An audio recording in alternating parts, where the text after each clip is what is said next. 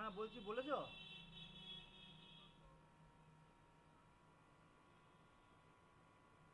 Sound আসছে কি দেখো তো, সাউন্ড আসছে কি দেখো তো।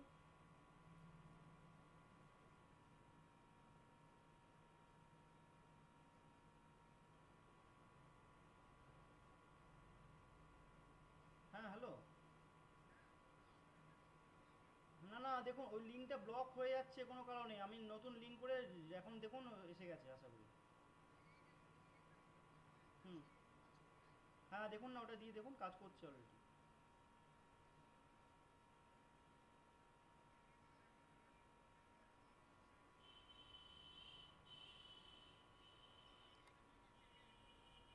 আপনি একবার চালিয়ে দেখে নিন, একবার চালিয়ে দেখে নিন। নেক্সট লাস্ট যে লিঙ্কটা বাড়িয়েছি ওয়েবসাইটে খুলে দেখুন।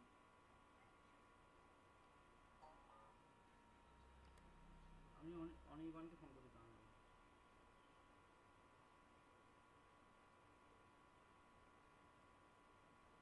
বলছি অনির্বাণ করে দিয়েছো ওটা?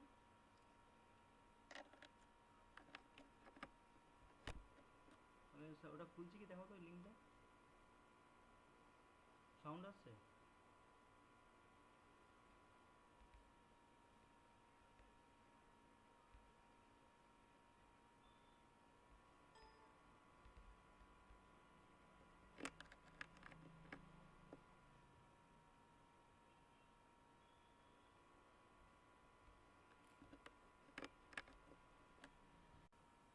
হুম।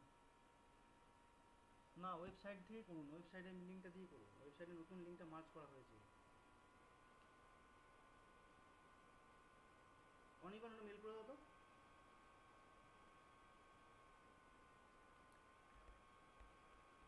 অনির্বাণ একটু মেল করে দাও। তো অনির্বাণ একটু দাঁড়াও, আগে সাউন্ড আসছে কি দেখে নিই। দাঁড়ান, আপনি এখন পাঠাতে হবে না, 11 থেকে তো স্টার্ট, আমাদের এখানে টেকনিক্যালি কিছু ইস্যু হয়েছে, আমি দেখে নিচ্ছি নিয়ে, দাঁড়ান আমি পাঠাচ্ছি, তখন পাঠাবেন। আমাকে কাজটা করতে দিন একটু।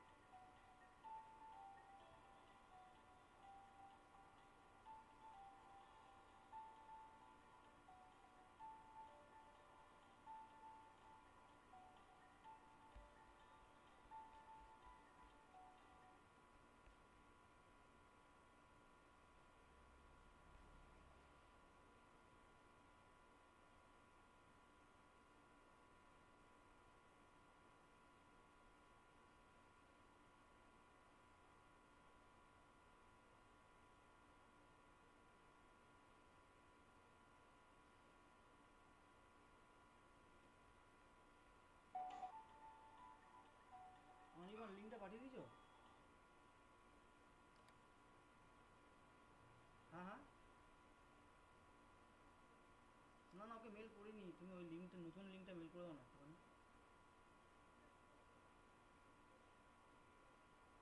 হ্যাঁ ওটা ওটা ও জানে না, ও জয় দিবে, ও জয় দিবে করে দাও, জয় দিবে। ওকে হোয়াটসঅ্যাপ, ওই ফোনে ফোনে দিয়ে দাও, ফোনে দিয়ে দাও, আবার হোয়াটসঅ্যাপ করে দাও ওকে, ওটা কপি করে। লাস্টে কি আছে, ইউ কিউ কি আছে লিঙ্কটা? আচ্ছা, ওর সাউন্ড হচ্ছে কি দেখে নাও তো একবার।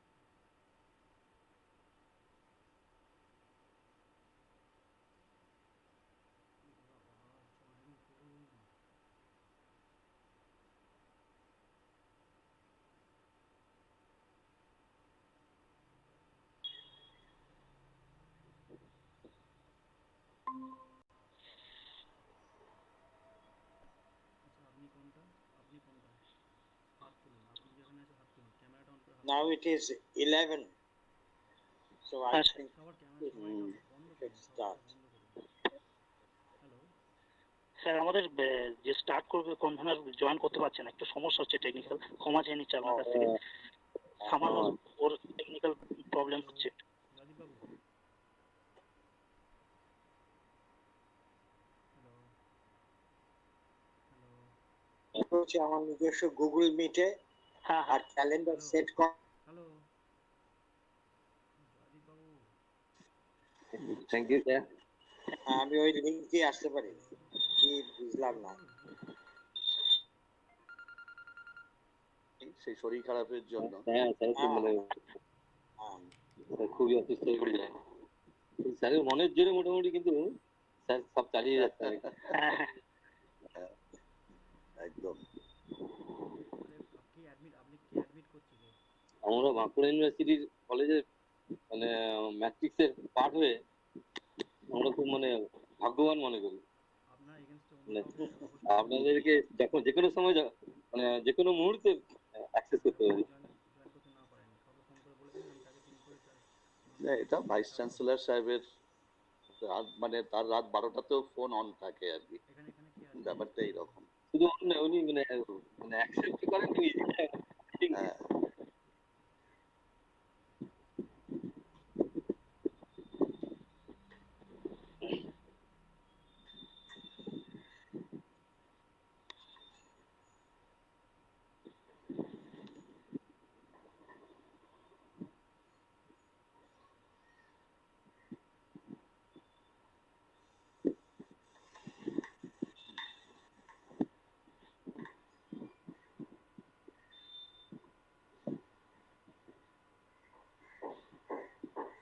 সমস্ত কিছুর আগে যে ফিলোসফি, সেটা কিন্তু মানে ফিলোসফি ডিপার্টমেন্টের অধ্যাপক এবং ম্যাডাম দুজনেই বুঝিয়ে দিলেন। ফিলোসফি দিয়ে শুরু, লাইফ এবং সোসাইটি। স্যার এবং ম্যাডাম আগে থেকে জয়েন করে রাখেন, উইদাউট মানে ফিলোসফি ইনিশিয়েশনটা তো ফিলোসফি সোসাইটি, সেটাই সমস্ত জ্ঞানের প্রথম হচ্ছে ফিলসফি, এবং ওনারা সেটা কিন্তু বুঝিয়ে দিয়েছেন ওনাদের প্রেজেন্স কি একদম। আমি বরং হোস্ট করে তৈরি করেছি। এইটা কি আইসিপিআর কি অ্যাপ্লাই করতে হয়েছিল? হ্যাঁ, অ্যাকচুয়ালি ইউনিভার্সিটিও করেছে, ইউনিভার্সিটিও পেয়েছে। জানি হ্যাঁ হ্যাঁ, এরাও পেয়েছে। পেয়েছেন কি? একটা খবর পেলাম। কে পেয়েছে? কলেজে ওই মানে আপনার সারদামণি মহাবিদ্যালয়, সেটা জানি না, হয়তো পেয়েছে, আমি জানি না। আমাদের আরো একটা আসার সম্ভাবনা আছে, মানে গ্রিন সিগন্যাল রয়েছে ফিলোসফিতে। আপনারা হিস্ট্রি থেকেও করুন না, হিস্ট্রি থেকেও অ্যাপ্লাই করুন। আইসিএইচআর আমি বলেছি অ্যাপ্লাই করতে। হ্যাঁ স্যার, আপনি বলেছিলেন, আপনার ওই রেকমেন্ডেশন দিয়ে আমি ওনাদেরকে জানিয়েছিলাম। এবং ফিলোসফি ডিপার্টমেন্ট তৎক্ষণাৎ একদম ওই যেটা বললাম, ফিলোসফি ডিপার্টমেন্ট ইনিশিয়েট, হ্যাঁ সবসময় ফিলোসফি সবসময় ইনিশিয়েট করে, এবং এক্ষেত্রেও তাই হলো।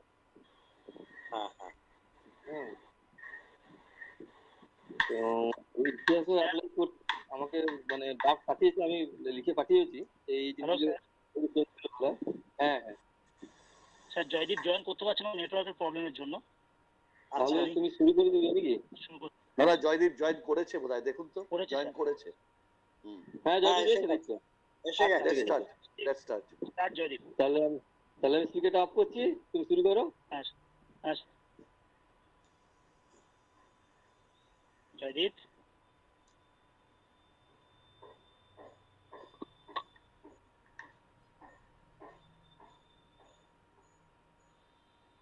শোনা যাচ্ছে? হ্যাঁ শোনা যাচ্ছে জয়দীপ, শোনা যাচ্ছে। Okay okay, sorry for technical interruption, sorry very much. আচ্ছা, আমি good morning to all. Hello হ্যাঁ হ্যালো স্টার্ট করব? হ্যাঁ হ্যাঁ হ্যাঁ স্টার্ট করুন। জয়বাবু রেডি? আপনি ফার্স্ট করবেন তো? হ্যাঁ আমি এবার হ্যাঁ আমি হোস্ট করছি। এক মিনিট, এখন সবাই মাইক মিউট করে দিন। আপনাকে যখন বলবো স্টার্ট করে দেবেন, ঠিক আছে? ঠিক আছে। ওকে।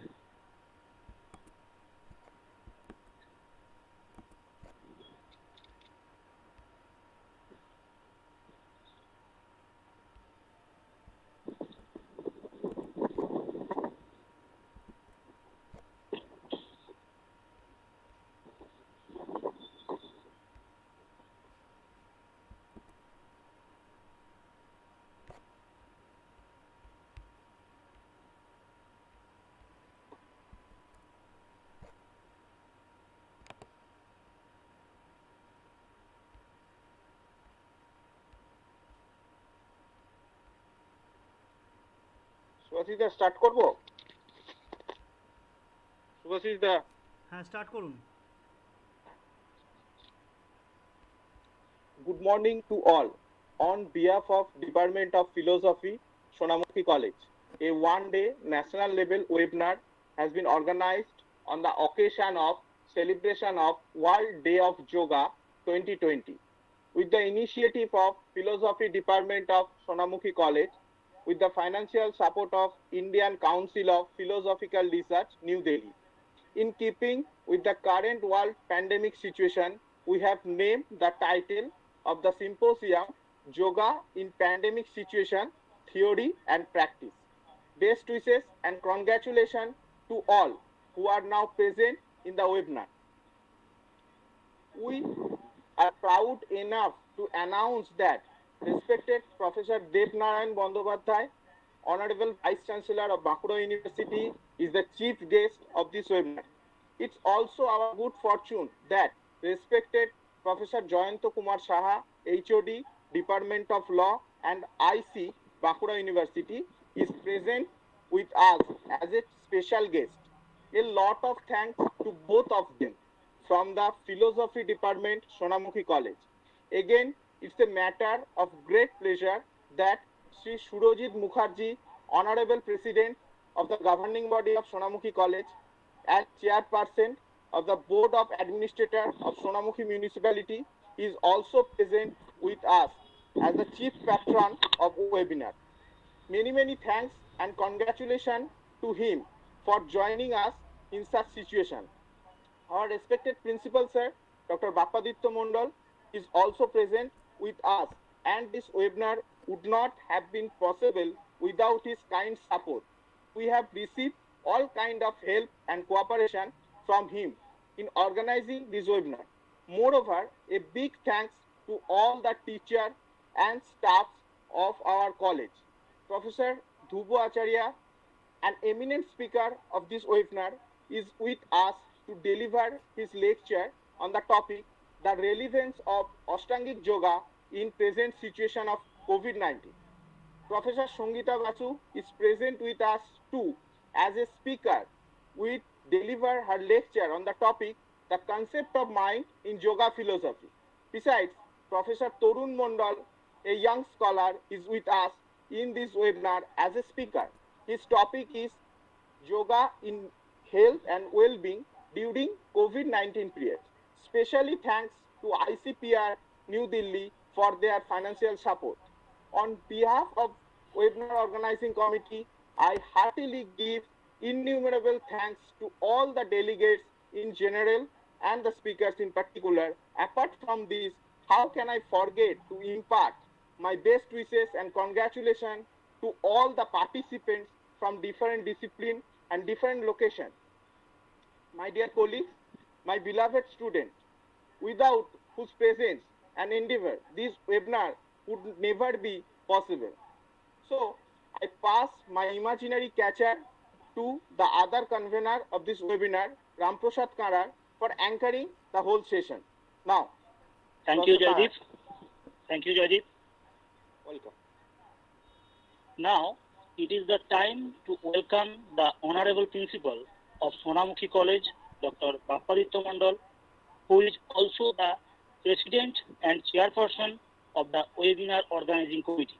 Sir, we are eagerly waiting to hear from you. Please, sir. Good morning. Welcome, sir. Good morning to all of you. It's my privilege to welcome our Honorable President, Sri Surojit Mukherjee, Board of Administrator Chairperson, Sonamukhi Municipality. He is not only socio-political identity, he has uniqueness in library and information science, and he is a commerce background, student of our college. Unfortunately, we are unable to access him due to his emergent work in related to Sonamukhi Municipality and in connection to COVID-19. That's why we are unable to contact with him, or we are unable to join. He is unable to join this meeting conference or webinar. Now I heartily welcome Vice Chancellor sir. I cannot express my actually the degree of fortune beyond our imagination. Better to say we are lucky enough beyond imagination. Our anytime access to our VC sir. Just a word welcome is not fit for his honor. Pranam Neven sir. Your health, your extreme busy schedule is not at all even the thinnest hurdle or barrier between you and the rest of the academic matrix of Bankura University. But the protocol, happiest welcome, sir. IC, sir, Inspector of Colleges in full form. Good morning, sir. The only person you are responsible to maintain a sweet musical harmony among all the colleges under Bankura University. We really feel a wave of harmony due to your endless additional work with your mainstream rigorous responsibility in the Department of Law. Sir, in Indian, but presently in international way of greeting. Namaskar, sir. Your smiley acceptance, our anytime penetration in your daily life has made it our right now. Rather to say, we feel free for any type of help in academic and administrative purposes. We have the following ritual. Welcome, sir, in virtual space at present. I am very much proud to welcome, but only by syntax, Professor Dhruva Acharya, the University of Bardhaman, Philosophy Department, and Mrs. Songita Basu, Assistant Professor, Department of Philosophy, Bankura University, and Mr. Torun Mandal, Assistant Professor, Regional College of Physical Education, Government of Tripura, Panisagar, North Tripura. Just addressing with the word of welcome, sir and madam, VC sir, IC sir, is not on my behalf, not on behalf of my college. This is only just grammar for the webinar. You are philosophers and teachers of our society. So heartiest welcome will bring a smile in between our lips if all of you physically come to our college, not only in this webinar. We will always wait for our physical appearance in our college campus. Our welcome is for all of you always to our campus. Thanks Ram Prasad Babu for getting a grant for ICPR, and thanks to ICPR and Council of Philosophical Research. Yes, sir.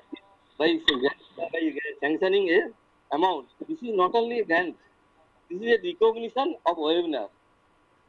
I feel so, because we have only the two inks, 0 and 1, the digital world. And with these two inks, we have to float in webinar. Thanks to IPCR again for granting. Thanks to all my colleagues, teaching and non-teaching, and all my students of not only belonging to philosophy department, also of whole college, because without of them, to give the physical shape of this webinar, I think impossible. And I also welcome, heartily welcome to the participants and those who have registered for this webinar, because without whom the exchange of knowledge and views is almost impossible. I feel so, and I think on behalf of this college, I should welcome all of you for the greater success of this webinar. Hope all of you will enjoy this webinar. Thanks. First, with the beginning of actual lecture series, I thanks all of you. Thank you.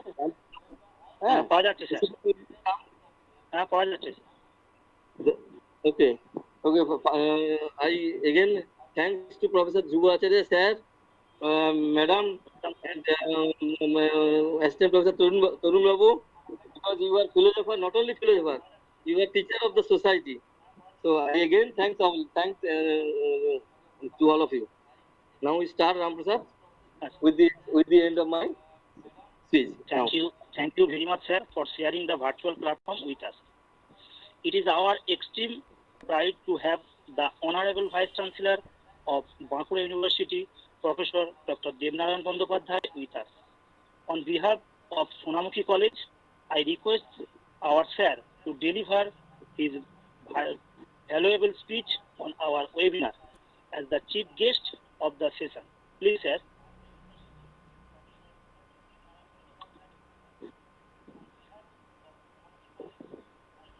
This is sir.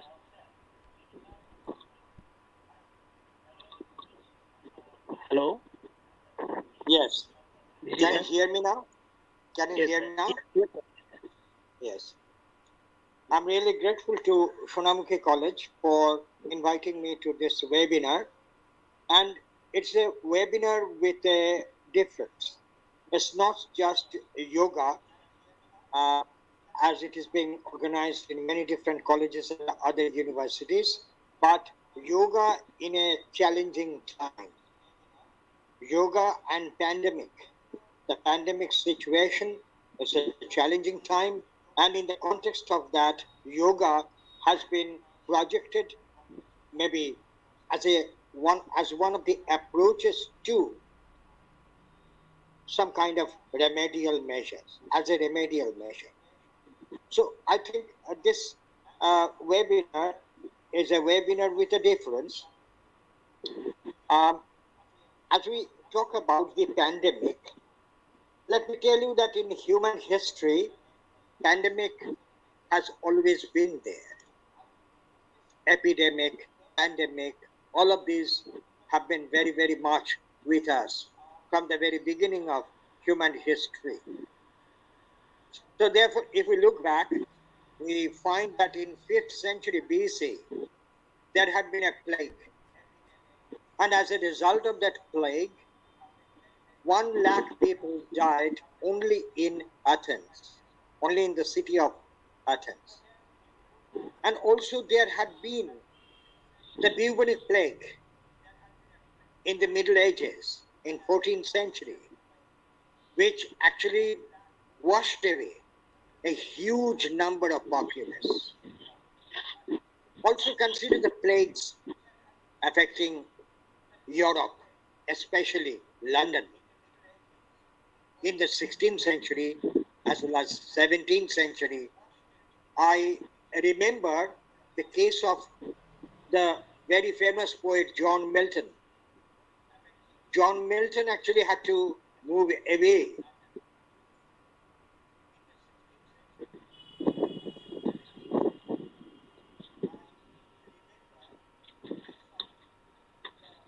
from his residence with his family to quite a while in order to avoid the spread of the virus within the family. So therefore you can see. And there had been also novels. Jean-Paul Sartre, for instance, wrote The Plague. I'm sorry, not Jean-Paul Sartre. It's another French novelist. I'm just not being able to remember his name. But however, there was this French novel, The Plague, and also another very famous novel, which Life in the Time of Cholera. So it is in this way that creative writers have also been thinking about the spread, the effect of the pandemic on human society.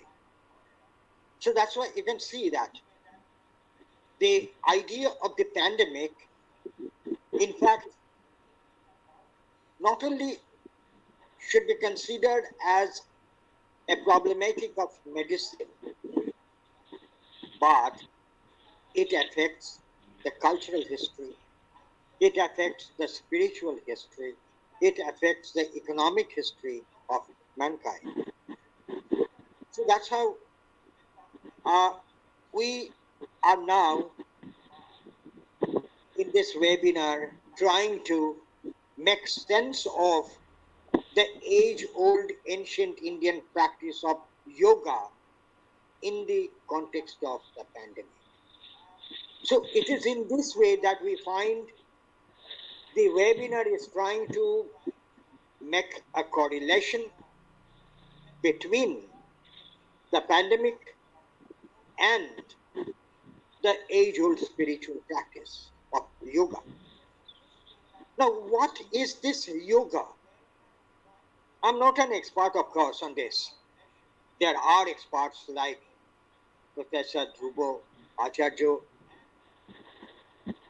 and Professor Shongita Basu from my university, and also the professor from Tripura. All of them are the great experts and will be commenting on this in terms of many different critical ideologies associated with this. But I feel that it is here that we are largely different from the Western tradition of philosophy, which actually is concentrated on the system of binaries. I was just, maybe yesterday, I was just talking about this in the ICPR sponsored seminar organized by Mathura University, that from the 16th, 17th century, we find that the idea of human being, the idea of man's place in the universe, is always considered in terms of binaries. So that's why I am very definitely reminded of the French philosopher Descartes. Descartes actually has been trying to create this binary, this tension between the mind and the matter. But it is through yoga that we find that there is a sense of, unity that is created between the mind and the matter. So it is, as I said also earlier, and I say this to my students, that there is always a continuum of effort to establish a correlation between the mind and the matter.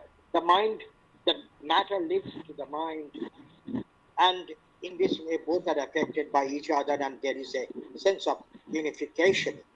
So it is this yoga which actually controls the physical aspects of the body and lifts it up, elevates it to a spiritual level. So therefore, we can see that the level of matter comes to be transcendently elevated to the level of mind, to the level of spirituality, and it is possibly made possible through the yoga. So therefore, it may be one of the ways through which we can combat the challenging situation which has come up before us. So therefore, I'm really very, very grateful to this college, to the principal who has been making enormous effort to upgrade the college, to upgrade the standard of the college. Because I kept visiting the college. I went to that college several times, and I'm again and again been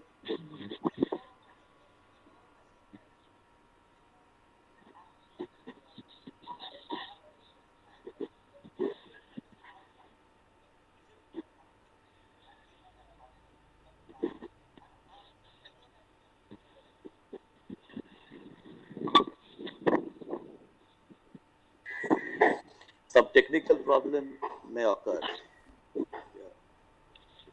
Hello. Am I audible, please? Yeah. Hello, sir. Thank you very much, sir, for sharing the virtual platform with us. We, along with our students and participants, are really happy to hear you. Now, Rampur sir স্যারের মনে হয় এর problem হচ্ছে, নেটওয়ার্কের problem হচ্ছে, সাম technical problem. ঠিক আছে, তার একবার কানেক্ট করা হবে।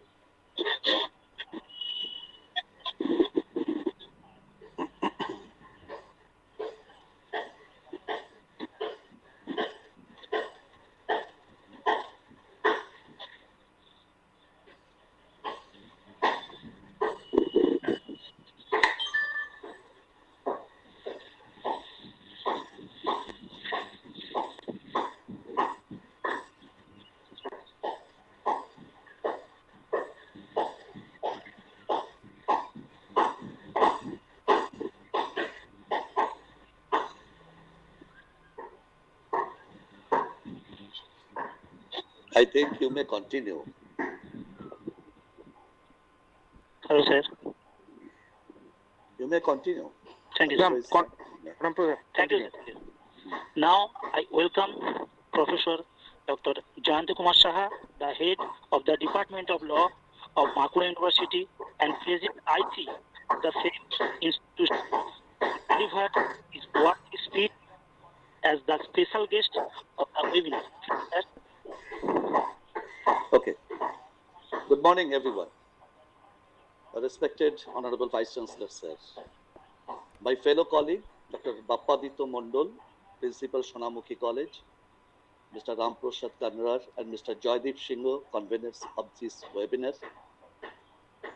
Eminent speakers present here, my another colleague, Sangeeta Basu, the teacher in charge of Department of Philosophy, Bankura University, my other colleagues of different universities and colleges, and my dear students. First of all, let me take this opportunity to congratulate all the members of the organizing committee for taking initiative to organize this national webinar on yoga in pandemic situation, theory and practice in association with ICPR. You know that coronavirus outbreak was first reported in Wuhan, China on 31st December 2019. It is a large family of viruses that causes illness. It ranges from the common cold to more severe diseases. Corona is a new strain of virus that has not been identified in humans so far. You know, as the contrary, in this country, battles the COVID-19 pandemic on a war footing, India's traditional system of yoga has been established as a means to boost immunity, improve overall health and well-being. Yoga is essentially a spiritual discipline based on an extremely subtle science, which focuses on bringing harmony between mind and body, what our Vice Chancellor has already said. It is an art and science of healthy living. Lack of proper sleep, poor nutrition, and leading a stressful life all lead to weakened immune system and sickness. A consistent yoga practice along with certain poses, in particular, can even boost the beauty and glow on our face. You know, you do not have to be born beautiful.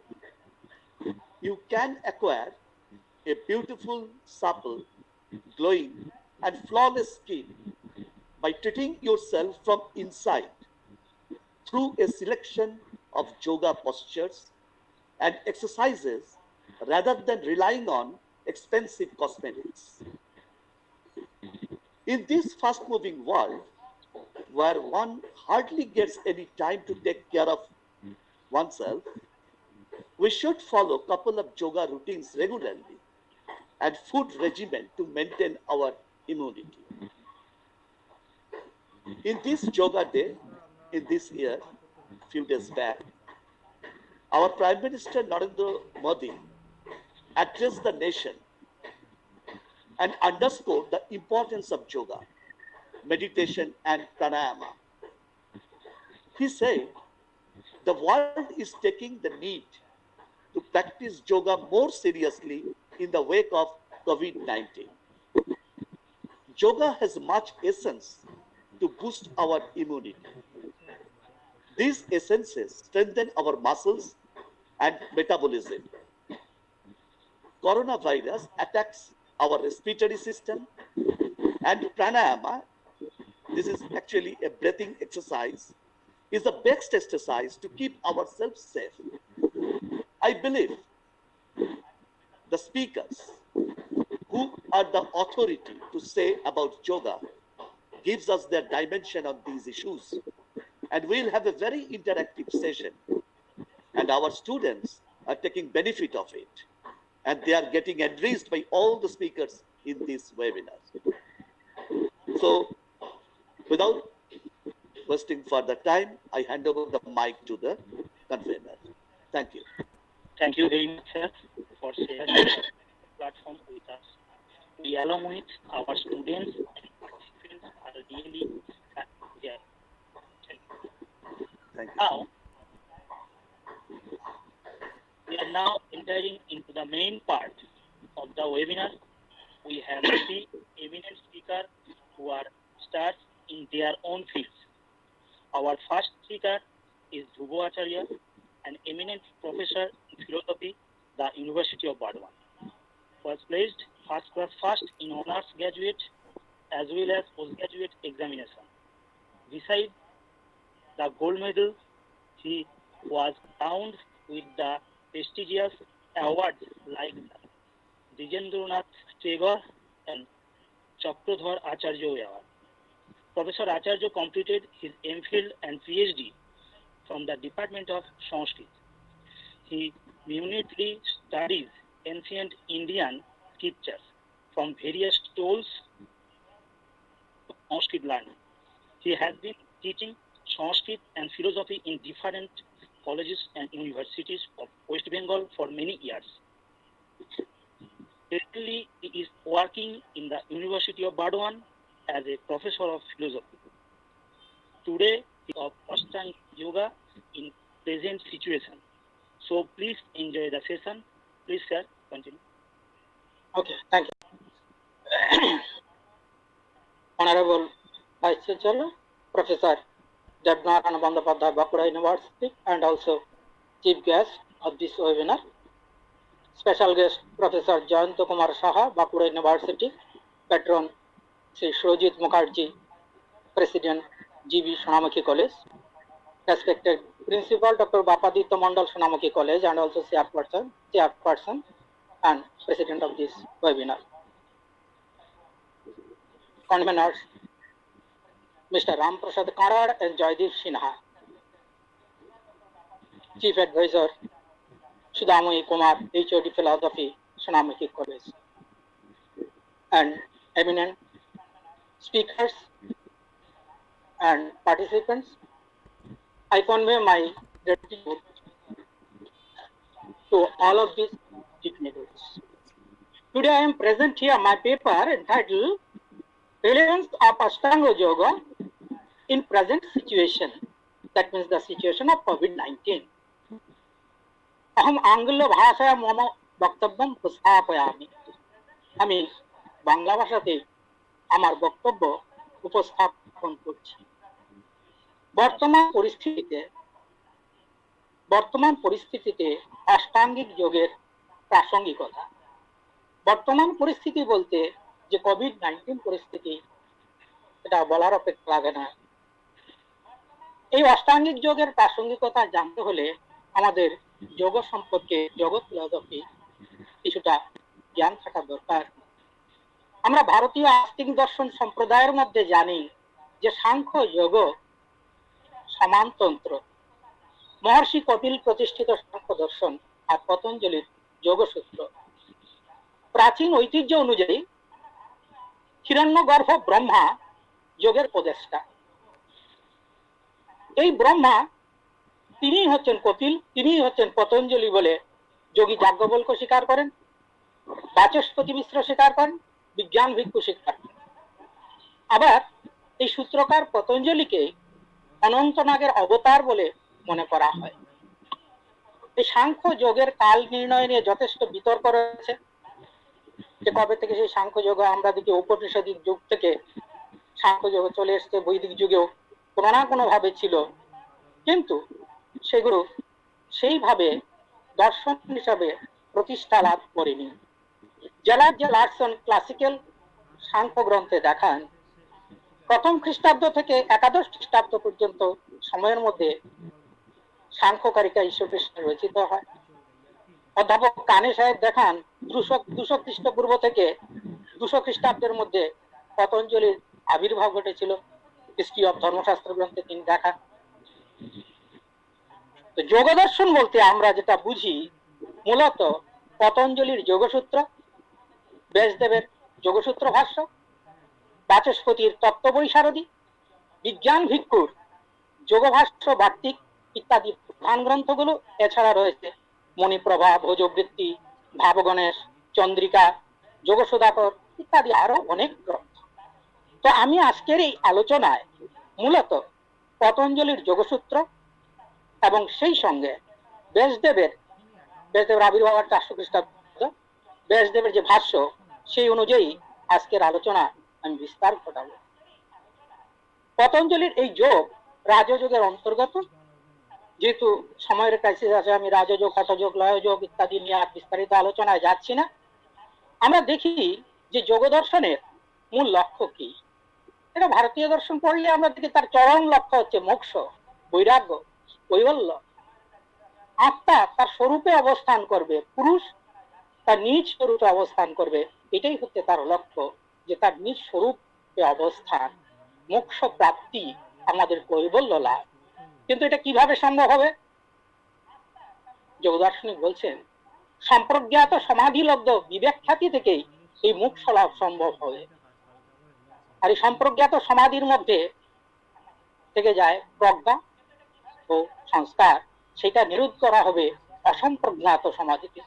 কিন্তু কৈবল্য বলতে, মোক্ষ লাভ বলতে যা বোঝায় প্রকৃতি পুরুষের বেদজ্ঞান, সেটা সম্প্রজ্ঞাত সমাধি থেকেই সম্ভব।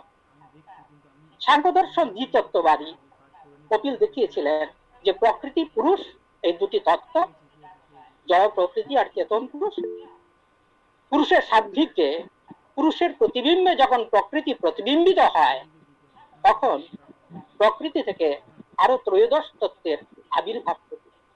এই সর্বমোট পঞ্চবিংশতি তত্ত্ব নিয়ে সাংখ্য দর্শন। যোগে তার সঙ্গে ইনক্লুড করা হয়েছে ঈশ্বর। ঈশ্বর বলতে জন্ম ঈশ্বর নয়। তো যোগ দর্শনের এই ঈশ্বর তত্ত্ব নিয়ে ষড়বিংশ তত্ত্বের কথা বলে। প্রশ্ন হচ্ছে, যোগ দর্শনে আমরা যে কৈবল্য লাভের কথা বলবো, সেটি আসলে সেই কৈবল্য বা মুক্তি হচ্ছে প্রকৃতি পুরুষের বেদজ্ঞান। আমরা প্রকৃতিকে পুরুষ বলে মনে করি, আমার শরীরটাকে আমি আত্মা বলে মনে করি। পুরী বসতি ইতি পুরুষ, পুরুষেতে বসতি। পুরী থেকে বাস করে আমার দেহের অভ্যন্তরে আমার আত্মা। আমি আমার দেহের সুখ দুঃখকে আমার নিজের সুখ দুঃখ বলে মনে করি। এটাই আমাদের অজ্ঞান, এটাই আমাদের কৈবল্য প্রাপ্তি ঘটে না, মোক্ষ প্রাপ্তি ঘটে না, দুঃখের আত্যন্তিক নিবৃত্তি ঘটে না। প্রশ্ন হচ্ছে, যোগ বলতে কি বোঝায়? যোগ শব্দটার মানে কি? যোগ শব্দটার দুটি অর্থ রয়েছে, একটা ব্যুৎপত্তি নিমিত্ত অর্থ আর একটা প্রবৃত্তি নিমিত্ত অর্থ। ব্যুৎপত্তি নিমিত্ত অর্থে যোগ দার্শনিকরা বলেন যোগ সমাধি, অর্থাৎ সমাধি লাভ করাই হচ্ছে যোগ, সমাধিটা নিজেই যোগ। আর প্রবৃত্তি নিমিত্ত অর্থে বলা হচ্ছে যোগশ্চিত্তবৃত্তি নিরোধ। সে সম্প্রজ্ঞাত অসম্প্রজ্ঞাত দু ধরনের সমাধিকেই বোঝায়। চিত্তের বৃত্তি সমূহের নিরোধী হচ্ছে যোগ। বুদ্ধি, মন, অহংকারের যে একীভূত অবস্থা, যে চিত্ত, তার যে বৃত্তি, সে যে বিষয়ের প্রতি ধাবিত হয়, সেটাকে বিরোধ করতে হবে। এই চিত্তবৃত্তি 5 ধরনের: প্রমাণ, বিপর্যয়, বিকল্প, নিদ্রা, স্মৃতি। এগুলো আমরা দর্শনের ছাত্রছাত্রী মাত্রই আমরা জানি যে ত্রিবিধ প্রমাণ সাংখ্য যোগ দর্শন স্বীকার করে, প্রত্যক্ষ, অনুমান, আগম। এগুলোর প্রতি যেমন চিত্ত ধাবিত হয়, চিত্তের বৃত্তি হয়, তেমনি বিপর্যয়, ভ্রম, যে জ্ঞানটা পরে বাধিত হয়। রজ্জু আমরা সর্প পরে মনে করলাম, পরবর্তী সময়ে রজ্জুর জ্ঞান হলে সর্পের জ্ঞান বাধিত হয়, সেটা হচ্ছে বিপর্যয়। আর বিকল্প একটা নতুন ধারণা, অনেক দার্শনিকের বিকল্পকে অন্যান্য দর্শনের স্বীকৃতি দেওয়া হয়নি। বিকল্পকে ভ্রমের সঙ্গে এক ধরা হয়েছে, কিন্তু আসলে বিকল্প আর ভ্রম এক জিনিস নয়। ভ্রম জ্ঞান বাধিত হয়, কিন্তু বিকল্প বাধিত হয় না। যেমন শশশৃঙ্গ, খরগোশের সিং, এর যে কল্পনা, আকাশ কুসুম কল্পনা, এগুলো সবই হচ্ছে বিকল্প। তার সঙ্গে রয়েছে নিদ্রা। নিদ্রা কি? নিদ্রা হচ্ছে সুষুপ্তি, অর্থাৎ স্বপ্নহীন যে নিদ্রা অবস্থা, সেটাকেই নিদ্রা বলা হয়েছে। তো সেখানে চিত্তের বৃত্তি থাকে কি? অনেকে মনে করেন যে যখন আমরা স্বপ্ন দেখি না, শুধু ঘুমাই, তখন আমরা কিছুই তো টের পাই না, তাহলে চিত্তের বৃত্তি থাকে কি করে? যোগ দার্শনিক বলছে আমি যে কিছু টের পাইনি সেটি অন্তত টের পেয়েছি। সুতরাং সেই সময়ও চিত্তের বৃত্তি থাকে, সেটাকে অনুভব করতে হবে। তারপর রয়েছে স্মৃতি, যে আমরা অনুভবজনিত যে সংস্কার তার থেকে যে আমাদের স্মৃতি হয়, সেই স্মৃতির মধ্যেও চিত্ত সর্বদাই যাওয়ার চেষ্টা করে। অর্থাৎ এই চঞ্চল চিত্ত তার পাঁচটি বৃত্তি হয়, সেগুলোকে নিরোধ করতে হবে। প্রশ্ন হচ্ছে কিভাবে নিরোধ করব? এখানে যোগ দর্শনের অষ্টাঙ্গিক যোগের প্রয়োজন। অষ্টাঙ্গিক যোগের মাধ্যমে আমরা এই চিত্তবৃত্তির নিরোধ করব, তাহলে আমরা কৈবল্যের দিকে পৌঁছতে পারব, আমাদের কৈবল্য লাভ হবে। তার থেকে কৈবল্য এতদিন জেনেছি প্রকৃতি পুরুষের ভেদ জ্ঞান, আর এখন আমরা বলবো বিশেষ করে কোভিড-19 যে অধ্যাবস্থা, আমাদের গৃহবন্দী অবস্থা, তার থেকে মোক্ষ প্রাপ্তি আমাদের অবশ্য ঘটতেই হবে। অষ্টাঙ্গিক যোগ কি? কোন যোগগুলো অষ্টাঙ্গিক যোগ? যোগসূত্রের সাধনপাদ বলছে আসন প্রাণায়াম প্রত্যাহার ধারণ ধ্যান সমাধয় অষ্টভঙ্গানি। ইয়ম নিয়ম, আসন, প্রাণায়াম, প্রত্যাহার, ধারণা, ধ্যান এবং সমাধি, এই আটটি হচ্ছে যোগাঙ্গ, যোগের অঙ্গ। তাহলে ওই যে লাস্টের সমাধিটি, এটা কিন্তু অঙ্গ। আর প্রথম যে আমরা যোগের কথা বলেছি যে সমাধি হচ্ছে, সেটা হচ্ছে অঙ্গী। এই আটটি অঙ্গকে আমরা আজকে জানব। আমরা ছাত্ররা বিশেষ করে যারা ফিলোসফি পড়ছি কলেজে, তারাও আমরা ভারতীয় দর্শনের আটটি অঙ্গ জেনেছি। তো প্রশ্ন হচ্ছে এগুলো তো বইয়ের মধ্যেই আছে, আমরা পড়ছি, তাহলে আর নতুন কি হচ্ছে? আমি আর নতুন কি করছি? নূতন বস্তু বা প্রেক্ষিত স্বামাহা পচবিন্যাস বৈচিত্র্য মাত্রম অর্থ বিচার্যতাম। আসলে নতুন কিছু উদ্ভাবন করার শক্তি কোথায়, আমার ক্ষমতা কোথায়? আমি শুধু বচবিন্যাসের বৈচিত্র্য দেখাবো। আমি দেখাবো সেই পুরনো জিনিসকে নতুন বোতলে কিভাবে ঢেলে দেওয়া যায়, কিভাবে আমরা কোভিড-19 পরিস্থিতির মোকাবিলা করতে পারবো, তার থেকে আমরা কিভাবে রেহাই পেতে পারবো। এই জব হচ্ছে ব্রত পালন, কিছু ব্রত, 5টা ব্রত। যোগসূত্র বলছে অহিংসা, সত্যাস্তেয়, ব্রহ্মচর্য, অপরিগ্রহ যমঃ। কি কি যম? অহিংসা, সত্য, অস্তেয়, ব্রহ্মচর্য এবং অপরিগ্রহ। অহিংসা কি? কাউকে পীড়ন না করা, কারো মৃত্যুর কারণ না হওয়া, কাউকে কায়িক, বাচিক, মানসিক ভাবে আঘাত না করা। শারীরিক ভাবে আঘাত করা যাবে না, তার সঙ্গে মারামারি করা যাবে না, ভাষণের দ্বারা আঘাত করা যাবে না, যে আমি তাকে ঝগড়া করবো সেটাও সম্ভব নয়। আবার প্রিয় বন্ধুকে দেখে মুখ ঘুরিয়ে নেব, মানসিক আঘাত করব, সেটাও সম্ভব নয়। তাতে কি হবে? লাভ কি হবে? সমস্ত প্রাণী হিংসা ভাব পরিত্যাগ করবে। আমরা দেখেছি ভরতকে, দেখেছি সর্বদমনকে, আমরা দেখেছি এখন অ্যানিমেল প্ল্যানেট বা ডিসকভারি চ্যানেলে যে কিভাবে হিংস্র প্রাণীও হিংসা করে না, তাকে যদি ভালোবাসা যায়, তাকে যদি আঘাত করা না যায়। তো করোনার সঙ্গে সম্পর্ক কোথায়?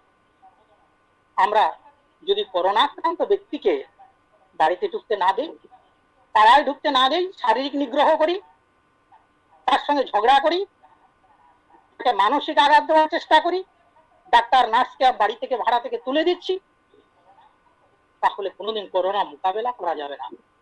পরিযায়ী শ্রমিকরা আসলো, গাছের নিচে ঘর বাঁধিয়ে থাকছে, তারাই ঢুকতে দেওয়া হচ্ছে না, অনেক জায়গাতে এটা ঘটছে। তাদের সঙ্গে ডিস্টেন্স বজায় রাখা মানে তাদের সঙ্গে যা আমাদের পার্সোনাল রিলেশন, সেগুলো ছিন্ন করে দেওয়া নয়। ওরাও সমাজের মানুষ, আমাদেরই মতো মানুষ, আজকে আমারও হতে পারে, তারও হয়েছে। সুতরাং কোনোভাবেই আঘাত করা যাবে না, তাহলেই করোনা থেকে মুক্তির একটা উপায় আমরা পেতে পারি। নেক্সট হচ্ছে সত্য। সত্য হচ্ছে মিথ্যা ভাষণ না দেওয়া, মিথ্যা চিন্তা না করা, এবং প্রবঞ্চনার ইচ্ছেটা মিথ্যা কথা না বলা, যেমন অশ্বত্থামা হতো এটি গজ, এরকম সত্য কথাও বললে হবে না। টোটালি সত্য কথা, মনে প্রাণে সত্য ভাষণ দিতে হবে। একটা সমস্যা দেখা দিতে পারে, আমরা যদি সত্যের পূজারি হই, সবসময় শুধু সত্য কথাই বলি, এবার কোনো দুষ্কৃতি কাউকে তাড়া করলো, মেরে ফেলবে, আমি জানি তার ক্ষতি করবে কোনো ভদ্রলোকের, তখন সে জিজ্ঞেস করলো আমি কি তাকে দেখেছি? যদি বলি হ্যাঁ তাকে দেখেছি, অবশ্যই তাকে নিগ্রহ করবে বা মেরে ফেলবে। তো সেই ক্ষেত্রে আমি কি করব? অন্যের প্রাণ নাশের কারণ কি হব? অন্যের প্রাণ বিয়োগের কারণ কি হবো? যোগদর্শন কি?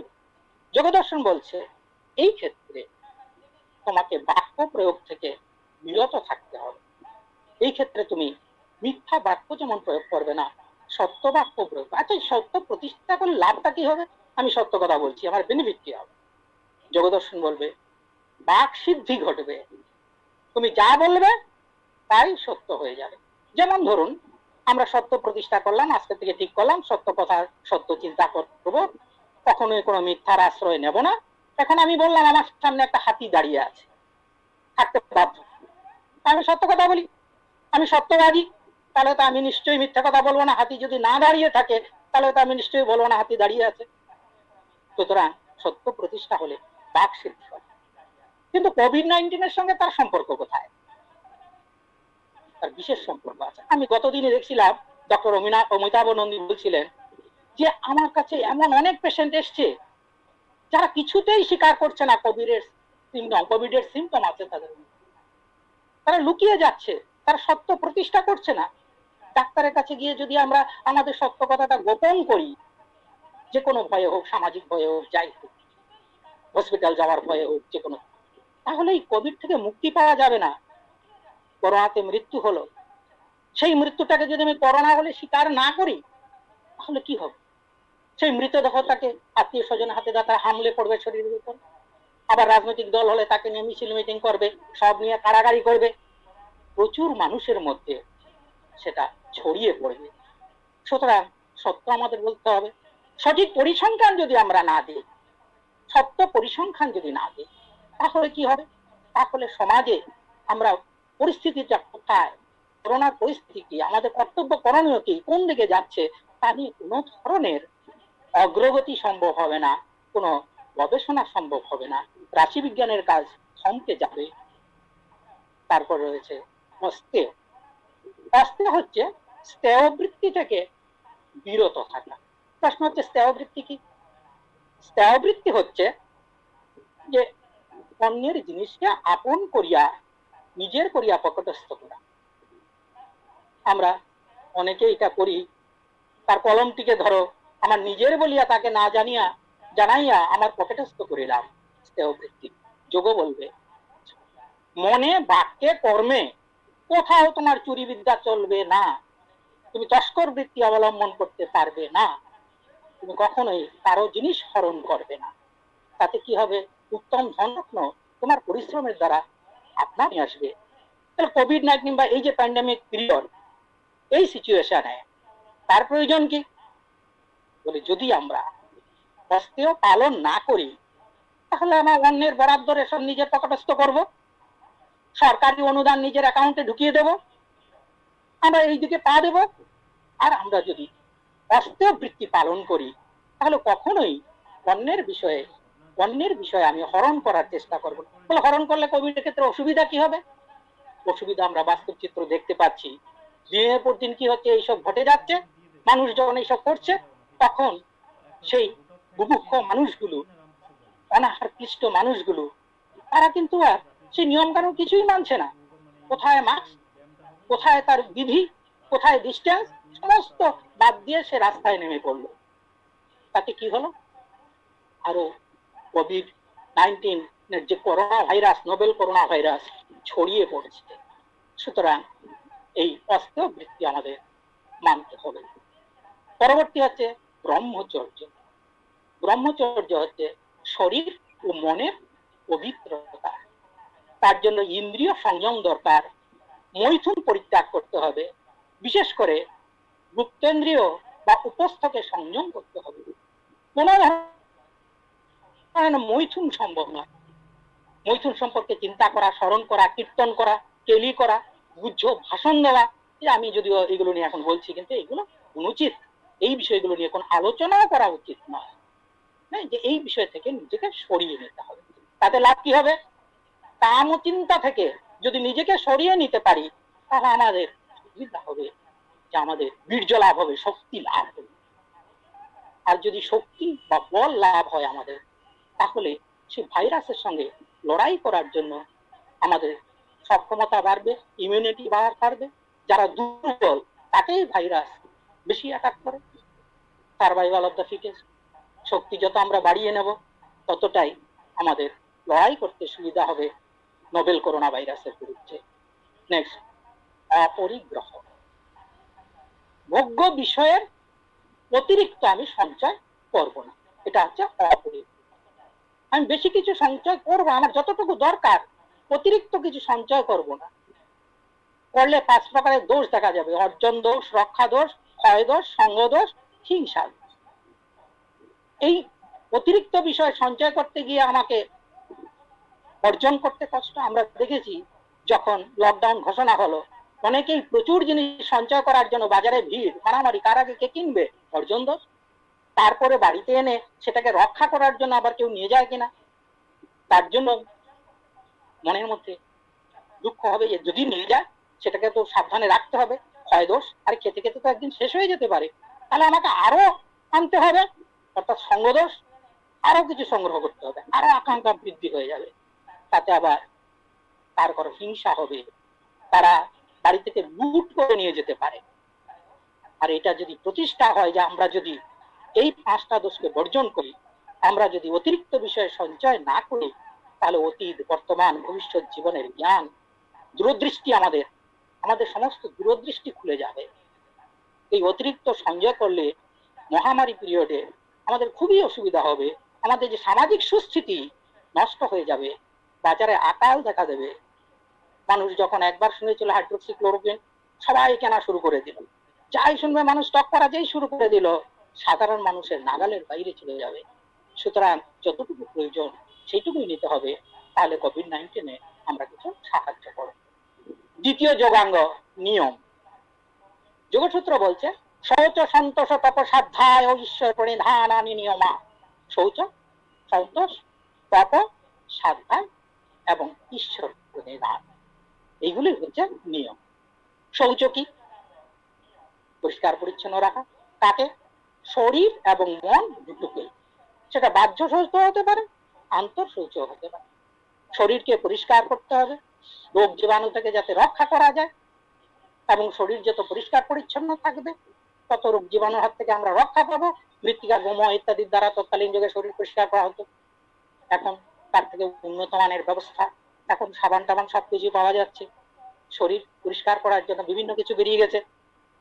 তাতে নিজের শরীরের প্রতি ভাবনা, এতদিন যে চিন্তা করতাম যে এই শরীর আমার আমার আমার শরীর, মনে হবে এ তো শরীর নোংরা, প্রতিদিনই এত পরিষ্কার, এখন তো আবার 2 ঘন্টা পর পরই পরিষ্কার করতে হচ্ছে। আবার অন্যের শরীরের প্রতি সংসর্গের চিন্তা ভাবনাও দূর হবে। আর মনের মালিন্য যদি দূর না করি, মনের মধ্যে যদি আমরা আভ্যন্তরীণ শৌচ না করি, তাহলে বাহ্য শৌচ কিছু হবে না। মন পরিষ্কার করতে হবে, তাতে আমার চিত্তে আনন্দ, প্রীতি উদ্ভাসিত হবে। আমরা দেখেছি এই নোবেল করোনা আমাদের শিখিয়ে দিয়েছে যে শৌচ পালন করতেই হবে। হ্যান্ড ওয়াশ, স্যানিটাইজেশন, এগুলো সব এখন বেরিয়ে গেছে। মানে বাজারে এত পরিমাণে বিক্রি হচ্ছে, তার থেকে বোঝা যাচ্ছে যে এই শৌচের কথা যোগদার্শনিকরা বলেছিল, অনেক আগে বলেছিল, কিন্তু এখন তার উপকারিতা যারা এড়িয়ে গেছিল, নামমাত্র ব্যবহার করেছিল, তারাও কিন্তু এখন ব্যবহার করছে। পরবর্তী নিয়ম সন্তোষ। প্রাপ্ত বিষয়ে সন্তুষ্ট থাকা। আমরা স্বল্পে সন্তুষ্ট থাকি, সেটা যদি প্রতিষ্ঠা হয় তাহলে মানসিক সুখ শান্তি বিরাজ করবে। আমি যদি, অর্থাৎ ধরো আমাকে যা দেওয়া হচ্ছে, যা পাচ্ছি এখনের এই পরিস্থিতিতে, আমার যতটুকু দরকার, যতটুকু পাচ্ছি তাতে সন্তোষ। আর দরকারের তো মানুষের শেষ নেই, কতটা যে চাইবে সে। কিন্তু আমি যদি এতে সন্তুষ্ট থাকি, ধরো আমাকে যা খাবার দেওয়া হলো, যদি আমার বেঁচে থাকার মতো মোটামুটি এখন এই পিরিয়ডে, এবার আমি যদি আরো চাই, সরকার ঠিক দিচ্ছে, আরো দিতে হবে, আরো দিতে হবে, তাতে সন্তুষ্টির অভাব দেখে যাবে। এই আরো চাই করলে হানাহানি, মারামারি, সামাজিক সুস্থিরতা স্থিরতা নষ্ট হবে। মানুষে মানুষে দ্বন্দ্ব তৈরি হবে, এতে কখনোই প্রকৃত সমস্যার সমাধান হবে না। তারপর রয়েছে তপ। তপ হচ্ছে কৃষ্ণ সাধনা, কিছু ব্রত পালন। বিভিন্ন ব্রতের কথা যোগদর্শন রয়েছে, চান্দায়নী ব্রত একটা খুব কঠিন ব্রত। এরকম ভিন্ন ভিন্ন ব্রত পালন করতে হবে। করলে কি হবে, ক্ষুধা তৃষ্ণা, গ্রীষ্ম শীত গ্রীষ্মের যে আমাদের দ্বন্দ্ব, সেগুলো থেকে একটু দূরে থাকা যাবে। যত তপস্যা করব, বিভিন্ন উপোস পালন করব, শরীরটা ঠিক হবে। খাওয়া দাওয়াতে বিধিনিষেধ আরোপ করব, তাতে শরীর সিদ্ধি হবে, ইন্দ্রিয় সিদ্ধি হবে, দূরশ্রবণ হবে, দূরদর্শন হবে। এইটার দরকার কি কোভিড-19 পিরিয়ডে? সে তো আমরা উহানেই দেখেছি, যখন খাওয়া দাওয়ার কোনো লিমিট ছিল না, যা খুশি খাওয়া দাওয়া করছে। আমরা যদি বাদুড়ের মাংস খাওয়া শুরু করি, কুকুর বিড়াল খাওয়া শুরু করি, তাহলে আমাদের কখনোই করোনা পিরিয়ড থেকে, এই সিচুয়েশন থেকে বেরিয়ে আসা সম্ভব হবে না। আমাদের শরীর সিদ্ধি হবে না, আমাদের দূরদর্শন দূরশ্রবণ কিছুই হবে না। অথচ করোনার সঙ্গে মোকাবেলা করার জন্য শরীরকে সুস্থ রাখতে হবে। পরবর্তী রয়েছে স্বাধ্যায়। স্বাধ্যায় অর্থাৎ মুখ্য শাস্ত্র পাঠ করার কথা যোগদর্শনে বলা হয়েছে, যে প্রণবের মন্ত্র যোগ করবে, মুখ্য শাস্ত্র পাঠ করবে, তাতে তোমার অভিলাষ পূর্ণ হবে, তুমি যাতে। আমাদের এখন পিরিয়ডে মুখ্য শাস্ত্র কোনগুলো? কোভিড সম্বন্ধে যেসব বুলেটিন, যেসব খবরাখবর বেরোচ্ছে, এইগুলো সম্বন্ধে আমাদের নলেজ থাকা খুব দরকার। আমরা যদি সচেতন না হই, এই নিয়ে পড়াশোনা না করি, গবেষণা না করি, ভ্যাকসিনও বেরোবে না। এই গতদিনে দেখলাম রাজ্য সরকার 6টা নতুন সিম্পটমের কথা বলে, যে এতদিন জানতাম জ্বর হতে হবে, এখন বলছে জ্বর নাও হতে পারে, কোভিডে জ্বর হবে না, জ্বর না হয়ে কোভিড হতে পারে। তাহলে আমাকে এই বিষয়টা জানতে হবে। খিদা তৃষ্ণা থাকলো না, অথবা আমার অসতর্ক ভাবে চলাফেরা ইত্যাদিও এখন কোভিডের সিম্পটম। অর্থাৎ কোভিড যে ভাইরাসটা, সেই ভাইরাসটা সে মিউট করে গেছে। সুতরাং আমাদের নিজেকে আপডেট রাখতে হবে, পড়াশুনো করতে হবে এই নিয়ে। নেক্সট হচ্ছে ঈশ্বর প্রণিধান। আমি যত পারবো ছোট করে নিয়ে আসছি, কারণ সময়ের যেহেতু ক্রাইসিস দেখতে পাচ্ছি। ঈশ্বর প্রণিধান। ঈশ্বর প্রণিধান হচ্ছে আমাদের সমস্ত কর্মফল ঈশ্বরে সমর্পণ করে দেওয়া। তাহলে সমাধি লাভের পথটা একটু ত্বরান্বিত হবে। অর্থাৎ তার কাছে যদি আমরা সঁপে দেই নিজেকে। মানুষ যখন কঠিন পরিস্থিতির সম্মুখীন হয়, যখন তার থেকে বেরিয়ে আসতে পারে না, মানুষ যখন ভ্যাকসিন আবিষ্কার করতে পারছে না, ওষুধ আবিষ্কার করতে পারছে না, তখন একটা হায়ার আনসিন পাওয়ারে বিশ্বাস করে। সে তখন মনে করে আমি মানসিক শান্তি লাভ করব, তার উপর ভরসা রাখি। তাতে কি হবে, আমার কাজটা একটু সুবিধা হবে, মনটা স্থির হবে, একটা নির্দিষ্ট একটা জায়গাকে যদি কনসেন্ট্রেট করতে পারি, তো তার জন্য ঈশ্বর প্রণিধান। আর যোগদর্শনরা বলছে যে ঈশ্বর প্রণিধান ছাড়া তুমি সরাসরি কল্যাণ লাভ করতে পারো, কিন্তু সেটা কাজটাকে যদি ত্বরান্বিত করতে হয়, আমরা সরাসরি এলআইসি করতে পারি, কিন্তু এজেন্টের মাধ্যমে গেলে আমাদের কাজটা একটু সহজ হয়ে যায়। সুতরাং সেই ঈশ্বরের শরণাপন্ন হয়ে আমরা যদি একটু শান্তি লাভ করি, তাহলে আমরা কর্তব্যের জন্য কর্তব্য সেটা বুঝে যাব, যে আমাদের কাজটা কর্তব্য, কিছু পাওয়ার আশায় নয়। এটা করলে পরে আমরা কিছু পাবো সরকার থেকে, আমরা কিছু লুটে ফুটে খেতে পারবো, অথবা ইত্যাদি ইত্যাদি। ওই সব টার্গেট না নিয়ে এটা আমার কর্তব্য, এইভাবেই কাজটা করতে হবে। পরবর্তী হচ্ছে আসন, অর্থাৎ 3 নম্বর যোগাঙ্গে আমরা বুঝলাম স্থির সুখাসনম। আমরা আসন যে করব, সেখানে আমি যেভাবে আসনটা করব তাতে সুখ আসতে হবে। অর্থাৎ আসনটা এমন ভাবে প্র্যাকটিস করতে হবে যাতে স্থিরভাবে বসলে তার সুখ আসে। এই সুখ যে আসবে সেটা নিজে নিজে হবে না, গুরুর কাছে শিখতে হবে, যারা বিশেষজ্ঞ তাদের কাছে শিখতে হবে। ব্যাসদেব 13টি আসনের কথা বললেও, যে পদ্মাসন, বীরাসন ইত্যাদি, পরবর্তী সময়ে আরো প্রচুর আসনের কথা বলা হয়েছে তত্ত্ববিশারদী যারা বিভিন্ন গ্রন্থে। আসন করলে কি হবে, শরীর সুস্থ হবে, শরীর সুস্থ থাকবে, শীত উষ্ণ দ্বন্দ্ব থাকবে না, শরীরটাকে সুস্থ রাখতেই হবে। এখন এই যে গৃহবন্দী দশায় ঘরে বসে আসন না করলে, শরীর সুস্থতার কথা চিন্তা না করলে আমরা কোভিডের চাইতে আরো অন্যান্য রোগে আক্রান্ত হয়ে যেতে পারি। সুতরাং এই পরিস্থিতিতে আসনের খুবই উপকারিতা রয়েছে। পরবর্তী প্রাণায়াম। শ্বাস প্রশ্বাসের গতি বিচ্ছেদ প্রাণায়াম। শ্বাস প্রশ্বাসের গতিটাকে আটকাতে হবে, তাহলে প্রাণায়াম হবে।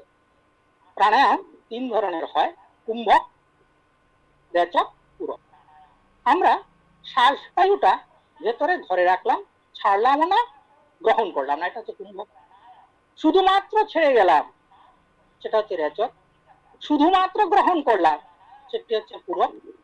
এবং সেটা কতক্ষণ করছি, কাল এবং দেশ কতটা হচ্ছে তার উপর ডিপেন্ড করে তারও আবার ভাগ রয়েছে, যে কোনটা সূক্ষ্ম হবে, কোনটা দীর্ঘস্থায়ী প্রাণায়াম। প্রাণায়াম করলে কি হয়?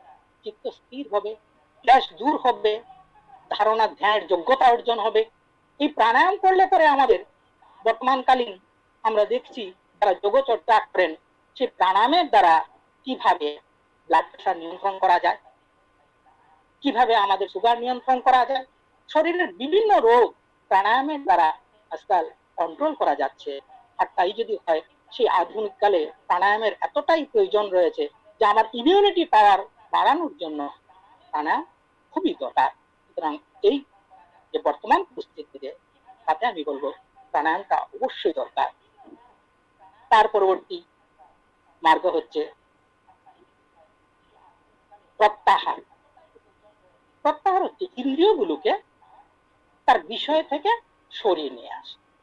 হচ্ছে ইন্দ্রিয় খুবই চঞ্চল, বিষয়ের প্রতি সর্বদাই ধাবিত হয়, সেখান থেকে তাদেরকে সরিয়ে, তাতে ইন্দ্রিয় জয় হবে, অর্থাৎ ইন্দ্রিয়ের প্রতি আমার কন্ট্রোল চলে আসবে। লাভ কি হবে করোনাতে? কন্ট্রোল। যে আমি রিসেন্ট একজনের সঙ্গে কথা বলি, যিনি সুস্থ হয়ে আসেন করোনা, তিনি বলছেন যে মুখের স্বাদ একেবারে চলে গেছে, কিছু খেতে পাচ্ছি না, অথচ ডাক্তার বলছে তোমাকে এখন খেতে হবে, তোমার শরীর ঠিক রাখার জন্য পুষ্টিকর খাবার এখন তোমাকে খেতেই হবে। হ্যাঁ, ঘন ঘন মুখে কোনো স্বাদ নেই।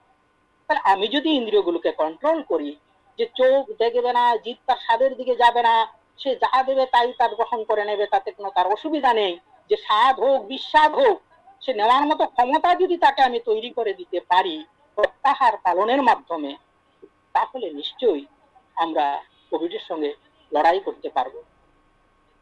এগুলি সবই হচ্ছে বহিরঙ্গ যোগ। তারপরে আমাদের অন্তরঙ্গ সাধনের যোগ্যতা অর্জন হবে। আমরা তখন কোনো একটা বিষয়ে ধারণা করতে পারবো। ধারণা হচ্ছে একটা ভ্রুমধ্য যুগল হতে পারে, নাভিদেশ হতে পারে, একটা দেবমূর্তি হতে পারে, অথবা কোনো একটা পাথরের টুকরো হতে পারে, যার মধ্যে মনটাকে আমরা কনসেন্ট্রেট করবো, আমরা নিবদ্ধ করব, চিত্তের সম্বন্ধ স্থাপন করব, চিত্ত যেন একেবারে স্থির হয়। তার থেকে আমাদের লাভ কি হবে? ওই স্থির বিষয়ে মন স্থির রাখলেও বারবার সরে যেতে চাইবে। মন এতটাই চঞ্চল, চিত্ত এতটাই চঞ্চল, তখন যাতে সরে না যায় তার জন্য ধ্যান করতে হবে। ধ্যান করতে কি হবে? ওই ধারণাতে যেটা সরে সরে যাচ্ছিল জলধারার মতো, ধ্যানে সেটা ফিক্সড হয়ে গেল তৈলধারার মতো, একটা বস্তুতেই মন নিবিষ্ট হয়ে গেল। তারপর কি হবে? মন যখন একটা বস্তুতে নিবিষ্ট হয়ে গেল, তারপরে আমাদের সমাধি যোগাঙ্গ আসবে। সমাধিতে কি হবে? তখন ধ্যেয় বিষয়টাই শুধু থাকবে। কে ধ্যান করছে, কি বিষয়ে ধ্যান করছে, কেন করছে, কখন করছে, এটা কিচ্ছু থাকবে না, মিলেমিশে সব একাকার হয়ে যাবে। তাতে লাভ কি হবে? জ্ঞান শক্তি পূর্ণ বিকাশ ঘটবে।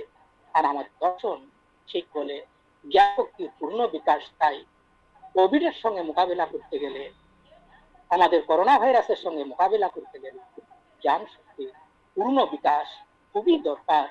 যদি অজ্ঞ থাকি, বিষয়ের যদি জ্ঞান তৈরি না হয়, তাহলে আমরা হানাহানি করে বেড়াবো, কখনোই আমরা বাস্তব সমস্যার লড়াই করতে পারবো না। এই বলে আমি এখানেই শেষ করছি। সকলকে আবারও ধন্যবাদ। Thank you very much, sir, for sharing the virtual platform with us. Am I audible? আমার শোনা যাচ্ছে? Yeah. Thank you, sir. Yes. Thank you very much. Now, I invite Professor Sangeeta Bosu to express her view on the topic, the concept of mind in yoga philosophy. Professor Sangeeta Bosu is the assistant professor of the Department of Philosophy of Bankura University. She has done her MPhil in Cognitive Science from Jadavpur University. She has also submitted her PhD thesis. She has also published many articles in various journals and got many awards and scholarships. I am offering my virtual microphone. Sangeeta, please, ma'am. Yeah. Am I audible? Yes, ma'am. Yes. হ্যাঁ আমি actually আজকে সকলকে মানে ধন্যবাদ মানে প্রথমেই ধন্যবাদ জানাচ্ছি আমাদের এখন good noon very good noon to everyone আর এখন আমাদের চিফ গেস্ট ছিলেন আমাদের উনি এখন স্যার এখন নেই আমাদের honourable vice chancellor sir professor Debnarayan Bandyopadhyay আমাদের special guest professor Jayanta Kumar Saha HOD Department of Law and IC Bankura University and Professor Dhruva Acharya sir and Mr. Torun Mondol and other webinar organizer committee কে আমি ধন্যবাদ জানাচ্ছি ধন্যবাদ জানাচ্ছি কারণ আমাকে এই টকটা অফার করার জন্য থ্যাংক ইউ এভরিওয়ান সো আমি একটু অ্যাকচুয়ালি আমি যেহেতু ন্যাশনাল সেমিনার আমি একটুখানি ইংরেজিতে প্রিপেয়ার করেছিলাম I would like to first আমি ইন্ট্রোডাকশনটা একটু বাংলাতে দিই তারপরে I will continue into English মানে বাইল্যাঙ্গুয়াল মোডে আমি হয়তো যাবো ওকে মাইন্ড শব্দটি একটি প্রচলিত অনুবাদ মানে বাংলা অনুবাদ বা প্রতিশব্দ আছে যেটাকে আমরা মন বলি যদিও পাশ্চাত্য দর্শনে যাকে মাইন্ড বলা হচ্ছে সেই বস্তুটা সঠিক অর্থে ঠিক ভারতীয় দর্শনে মন বলা তাকে যায় না কারণ যথেষ্ট ডিফারেন্স আছে তাদের মধ্যে সেটা নিয়ে যথেষ্ট গুরুতর একটা দার্শনিক আলোচনার অবকাশ আছে সেই আলোচনায় আমি এক্ষুনি এই মুহূর্তে ঢুকছি না তবে এই গভীর দার্শনিক আলোচনার পরিসরে যাওয়ার আগে আমরা বোধ করি কিছু কথা আমার বলার প্রয়োজন কারণ প্রতিদিনের কারণ মন হচ্ছে এমন একটা জিনিস মানুষের বারবার করে যেন আমাদের যেটা প্রতিদিনের যেটা পাঁচটা বস্তুর মতো নয় সেটা একটু ভিন্ন কারণ এই প্রতিদিনের চলার পথে অধিকাংশ যে মানে জিনিস আমরা যখন আমি ফিল করছি কোনো কিছু আমার কোনো কিছু অনুভবের বিষয় হচ্ছে সেটা আমাদের মনে হয় যেন মনের বিষয় এই জাতীয় যে চিন্তা সুতরাং এটা আমাদের কাছে সবসময় ধরা পড়ে আমার যে বাহ্যিক শরীর সেই শরীর আর মনের মধ্যে একটা ভেদ আছে সেটা কিন্তু সবসময়তে আমার কাছে ধরা পড়ে আর দার্শনিক পরিসরের বাইরেও মন বিষয়টি বেশ জনপ্রিয় কারণ আমাদের প্রতিদিনের নানা রকমের সমস্যার মধ্যে পড়তে হচ্ছে সমস্ত অধিকাংশই তার সূত্রপাত হচ্ছে হয়তো মন কারণ আমাদের প্রতিদিনের সমস্যার অধিকাংশ মন নামক দ্রব্যটিকে কেন্দ্র করেই এবং মন বিষয়ক যদি বলতে চাই কারণ হিসেবে বলা যায় যে আমার আমিত্বের অনেকখানি এই মন নামক বস্তুটার সঙ্গে যুক্ত এবং তার সঙ্গে একটা বিশেষ সখ্যতার সম্পর্ক আছে সেই সম্পর্কটা কিরকম সেটা নিয়ে আমাদের মানে আই সেলফ কনসিয়াসনেস এদের মধ্যে যে রিলেশনটা কি এটা একটা বিশেষ মানে জায়গা যেখানে অনেক কিছু বলবার অবকাশ থাকে কিন্তু আমাদের যেহেতু এখানে বলবার অবকাশ খুবই কম আমি একটা ছোট্ট জায়গায় বেছে নিয়েছি যেখানে আমি মূলত বলবো যে যদিও আমার যেটা আমার টপিক রয়েছে সেটা টপিক থেকে মনে হচ্ছে যেন আমি concept of mind in yoga philosophy বলবো আমার আগে ধ্রুব স্যার এত সুন্দর বললেন আমি শুনছিলাম ইট ওয়াজ রিয়েলি নাইস কিন্তু সে আমি অত ডিটেলসে সত্যি যাচ্ছি না আমি শুধু ছোট্ট একটা বিষয় বলবো যেখানে আমি একটু প্রেজেন্ট আমি বক্তব্যটাকে একটু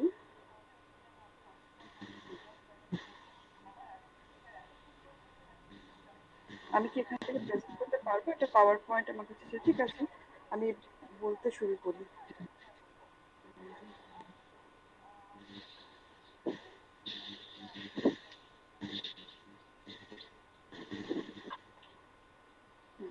আমার বক্তব্যটাকে আমি আজকে এভাবে সাজিয়েছি যে this is mainly I will be covering the area I would like to focus on the this two model of dualist theory. I mean, one is from the Western side, the very well-known model of substance dualism. This is also a substance dualism, I think, this yoga philosophy. I mean, সেখানে কিন্তু তাদের ডুয়ালিজমের ধারণাটা একটু ভিন্ন, মানে যথেষ্ট ভিন্ন তাদের।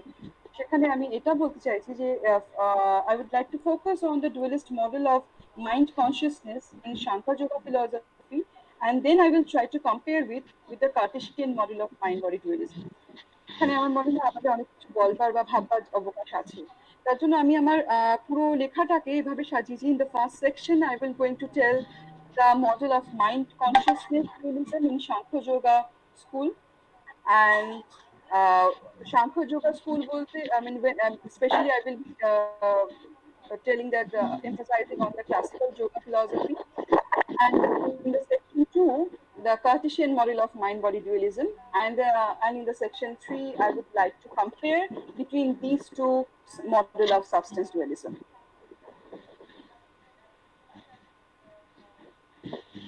Okay, now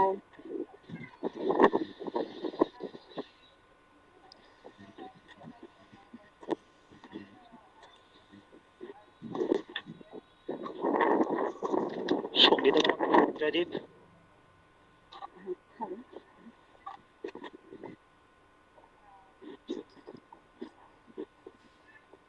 Hello. Hello. The Shankar Yoga philosophy or the yoga is inextricable from the Shankar tradition. When I'm telling about Shankar provides a metaphysical groundwork for yoga, that is why it is essential to understand the metaphysical groundwork for comprehending the real essence of yoga philosophy. কারণ যোগা ফিলোসফিকে জানতে গেলে বুঝতে গেলে আমার মনে হয় যেটা সাংখ্য, যেটা ক্লাসিক্যাল সাংখ্য, যেটা আমাদের সে পাতঞ্জল সাংখ্যের যেটা ভিত্তি, যে মানে মানে যোগা ফিলোসফি যেটা ভিত্তি সাংখ্য, সেটা আমাদেরকে বুঝতে হবে। সেই কারণে আমি এখানে যেটা উল্লেখ করবো সাংখ্য যোগ মডেল, আমি যার জন্য উল্লেখ করছি কথাটা, কারণ এখানে আমি সাংখ্য এবং যোগকে ঠিক পৃথক করছি না, এটা একটা সিস্টার সিস্টেম হিসেবে আমি এখানে ট্রিট করবো। Even though both yoga and Shankar philosophy shares the same metaphysics and the common goal to liberate Purusha from its encapsulation, although there are subtle differences in their method of attainment of liberation. On the other hand, on the one hand, Shankar occupies itself with the path of reasoning to attain liberation, especially concerning itself with the analysis of manifolded ingredients of Prakriti from which the Purusha was to be extricated.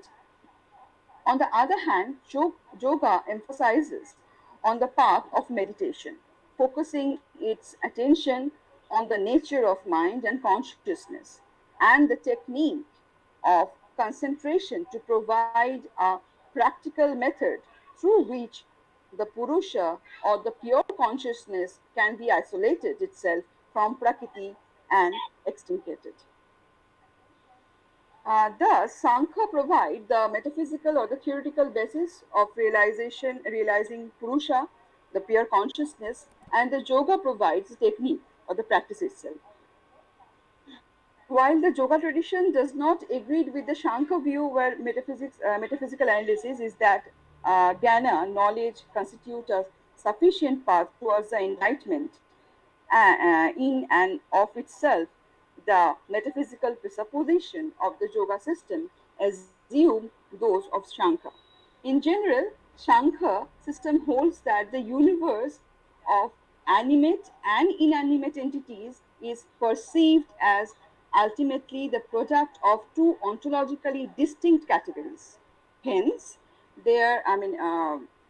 hence this system is typically the দ্বৈত, যাকে আমরা দ্বৈত বলছি, কারণ দুটো ontologically দুটো ভিন্ন সত্তার কথা বলছি, সেখানে তার জন্য এটা দ্বৈত সিস্টেম, যেটা আমাকে স্যারও উল্লেখ করেছেন, বা dualistic in presuppositions.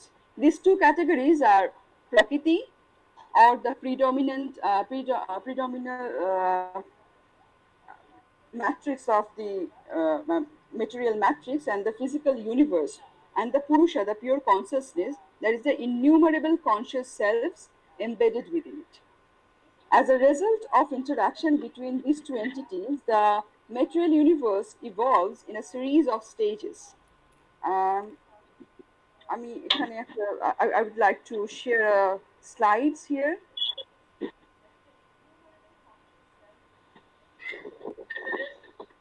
Yes, sir.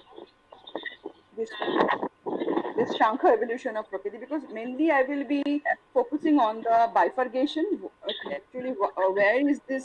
I mean, how they're treating this mind consciousness dualism.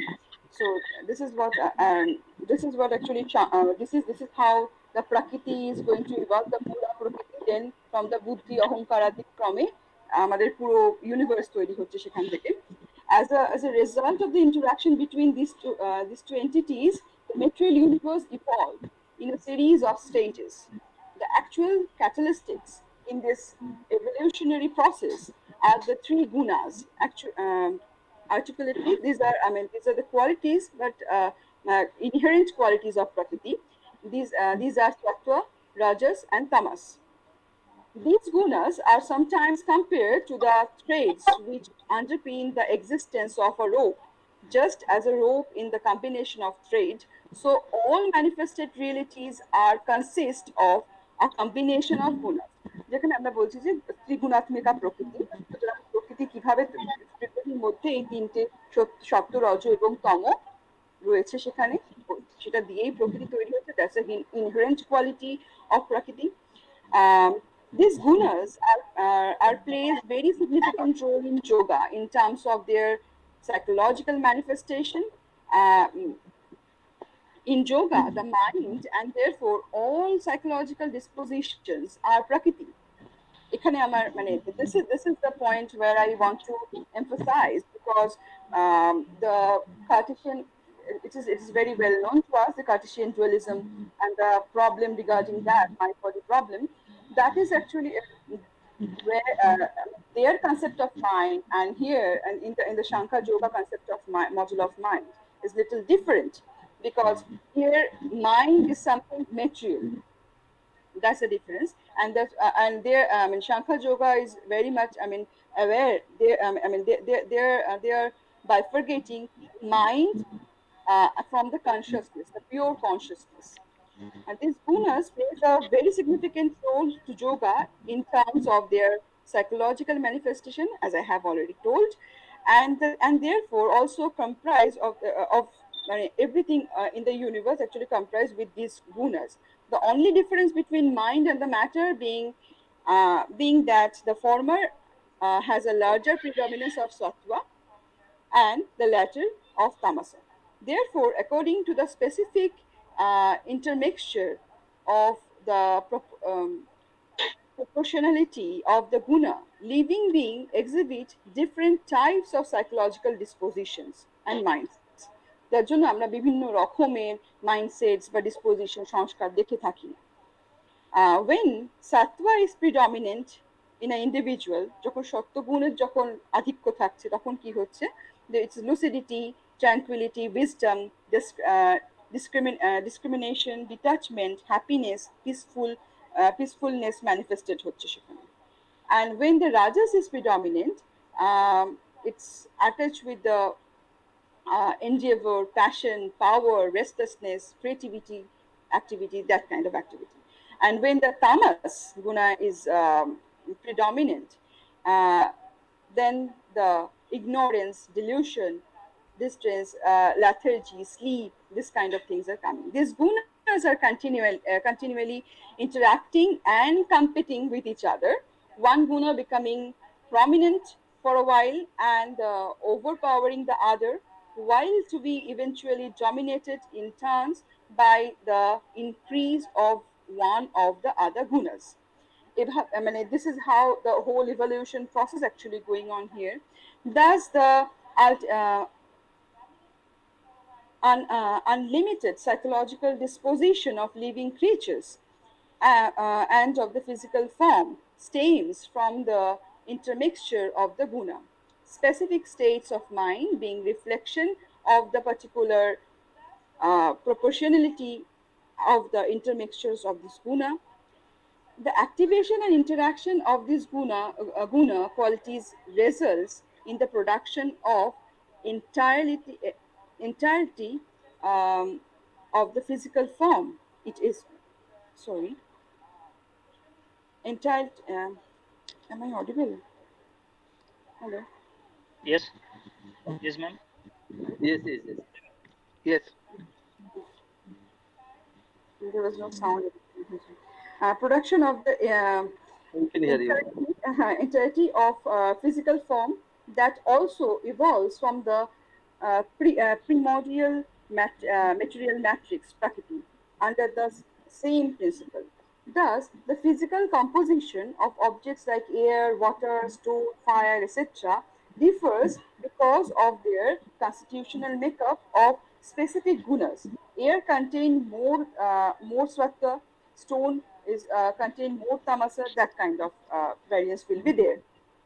As we know that the processes by which the universe evolves from prakriti is usually compared to the churning of milk. Sometimes when the milk receive the মানে যখন তার থেকে মানে একই দই মানে দুধ থেকে যখন নানা রকমের প্রোডাক্ট তার বেরোচ্ছে কিন্তু সেটা দুধই বটে ultimately. And this immediate product can be further manipulated or to produce a further series of production, milk, dessert, cheese, etc. Similarly, according to the classical Shankar, the fast evolute emerges from Prakriti when it is churned by the guna sattva, specifically the buddhi, which I'm showing there in the buddhi or mahat. Um, this is intelligence. Buddhi is also, I mean, we are referring Buddhi as intelligence sometimes. Intelligence is characterized by the function of judgment, discrimination, knowledge, ascertainment, will, virtue, detachment, and the sattva is predominant in it. The sattva guna is a predominant in this buddhi. This is the first evolute of the Mula Prakriti.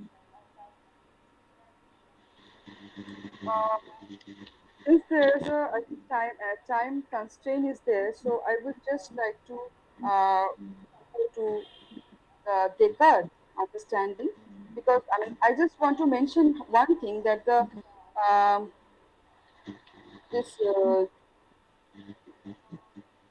what is noteworthy here is this the process of evolution. In this process, mind is not a self or consciousness. Mind is not identical with consciousness or self. That is actually I want to point here, because that's the bifurcation thing. That's a mind and consciousness bifurcated. But in the Western, we will be getting a different kind of thing there. It is very distinct substance. Though Shankar Yoga talks about substance dualism, this dualism does not face interaction problem. That's what I will going to show actually. This Shankar Yoga philosophy is doing dualism, substance dualism, and they are doing the mind consciousness dualism, but they are not facing the problem like Descartes. This problem, this model will going to can deliver, I mean, provide us a better understanding of the substance dualism, I think. Anyways, now I will go to the second section of my uh, second section, since for the constraint of the time I'm not doing all the things together. Then I have to actually I was planning to tell all the buddhi, ahankara, all the things, but I'm just cutting it short little. In the philosophy of mind, I mean now this I would like to tell the Cartesian dualistic model of mind body dualism, already known to everyone. আমরা সকলেই এটা পড়ি, যারা দর্শনের ছাত্রছাত্রী, যারা দর্শন চর্চা করছেন, তারা সকলেই আমরা হয়তো এটা জানি যে মাইন্ড বডি ডুয়ালিজম। আমি মাইন্ড ফিলসফি অফ মাইন্ডের থেকে কথাটা বলছি। ফিলসফি অফ মাইন্ডে যে সমস্ত মডেলগুলো বেশি জনপ্রিয়তা পেয়েছিল তার মধ্যে কিন্তু Cartesian dualistic model is one of them. In the philosophy of mind, dualism is a theory that the mental and the physical, or the mind and the body, or the mind and the brain are in some sense radically different kind of things or entities. That's why it is dualistic theory. Our common sense tells us that there are physical bodies. And because there is intellectual pursuit towards producing a unified view of the world, one could say that the materialistic monism is could be the default option. Discussion about dualism, therefore, tends to start from the assumption of the reality of the physical world, and then to consider argument for why the mind cannot be treated as simply the part of the world, because mind is not a part of the world and part of the material world, not part of matter in Descartes philosophy. Why? Because actually we are starting from the body, but ultimately we are when we are saying that okay, mind is something, consciousness or self, and I is something which cannot be, which is not like the other physical things in the world. আমাদের যে মানে বাহ্য যে বস্তুগুলো আছে সেই বস্তুগুলোর মতো আমার মন নয়, আমার মানসিক অবস্থাগুলো সেই বস্তুর থেকে ভিন্ন, সেটা একটা ভিন্ন ধরনের বস্তু। There are two important concepts deployed in this notion. That is, the one is substance and another is the dualism. So Descartes is actually doing substance dualism, and in this for Descartes, these two, in fact, substance dualism is also, these two are matter and the mind is very different entities. These two are very different entities. That is how he is telling that this is the substance. Two very different substance, and this is how this is how the mind-body dualism is represented in the Cartesian dualistic model.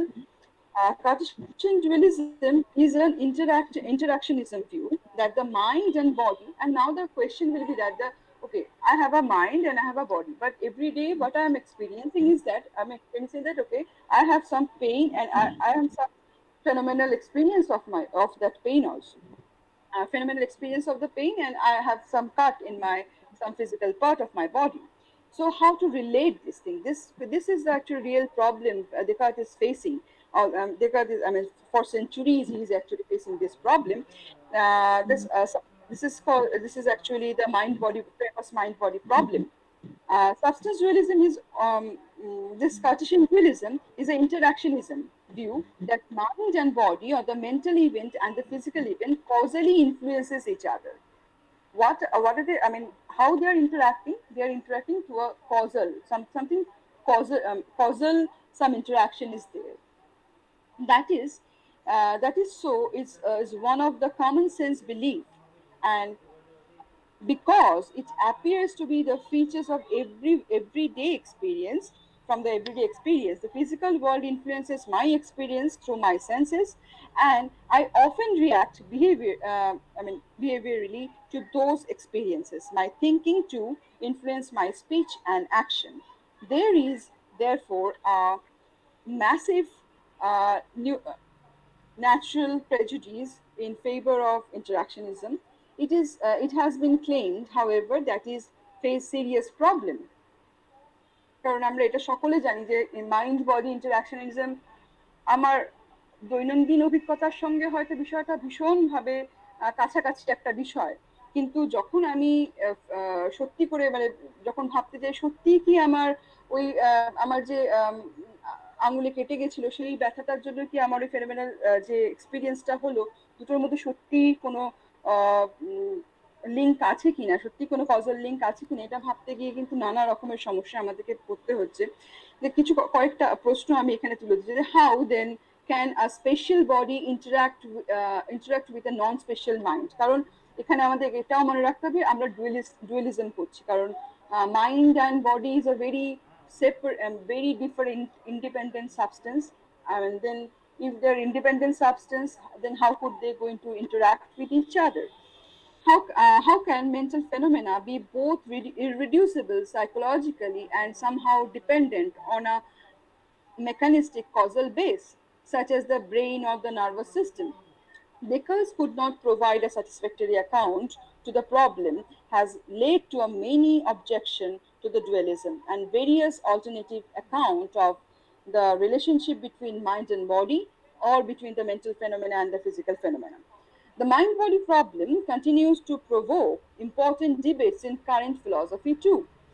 While Western scientific investigation began uncovering the physical mechanism underlying the conscious sensory experiences, a deep conceptual problem immediately came to the fore. Because how will I going to explain my conscious experience in this model?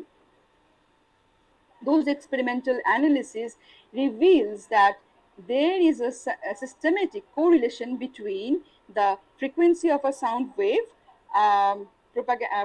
propagated through the atmosphere and our perception of high,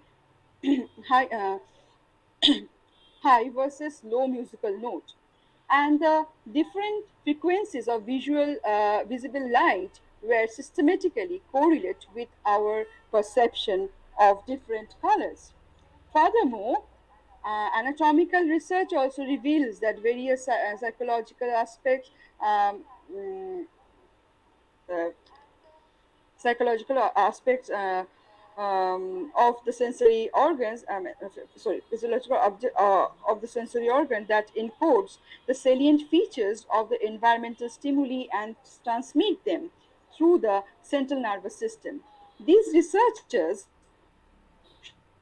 shows that there is a fundamental association between environmental stimuli and the anatomy of sensory mechanism. Um, on the other hand, the our subjective consciousness, conscious experience, that is, I mean, subjective conscious experience, it seems entirely mysterious how the one could be equate with or even give raise to other. How could if they are so different, then how could they going to interact causally? Certainly. These Cartesian style dualistic ontologies constitute a standard alternative model for dualistic approaching, this standard and famous model in Western philosophy.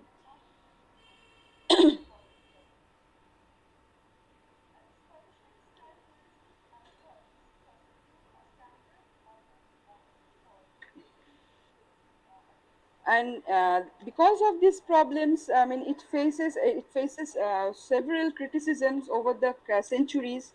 Descartes in centuries, and Descartes meditation is some sense still provide, but I mean, despite of all the criticism, is still actually Descartes meditation is giving providing us most definite, influential, well articulated expressions of presuppositions underlying the modern Western concept of mind.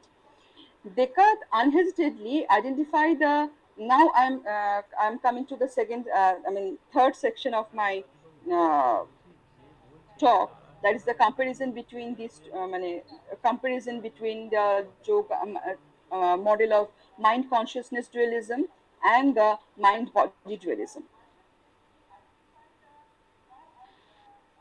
Descartes unhesitantly identifies the referent of the indexical expression I with the thinking substance.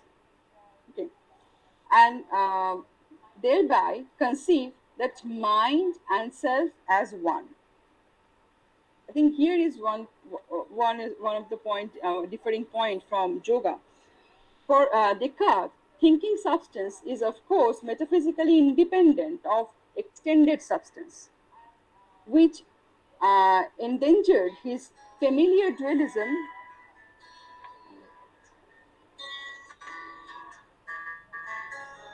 हाँ, ओ समाप्त कर. Okay ठीक है ठीक है.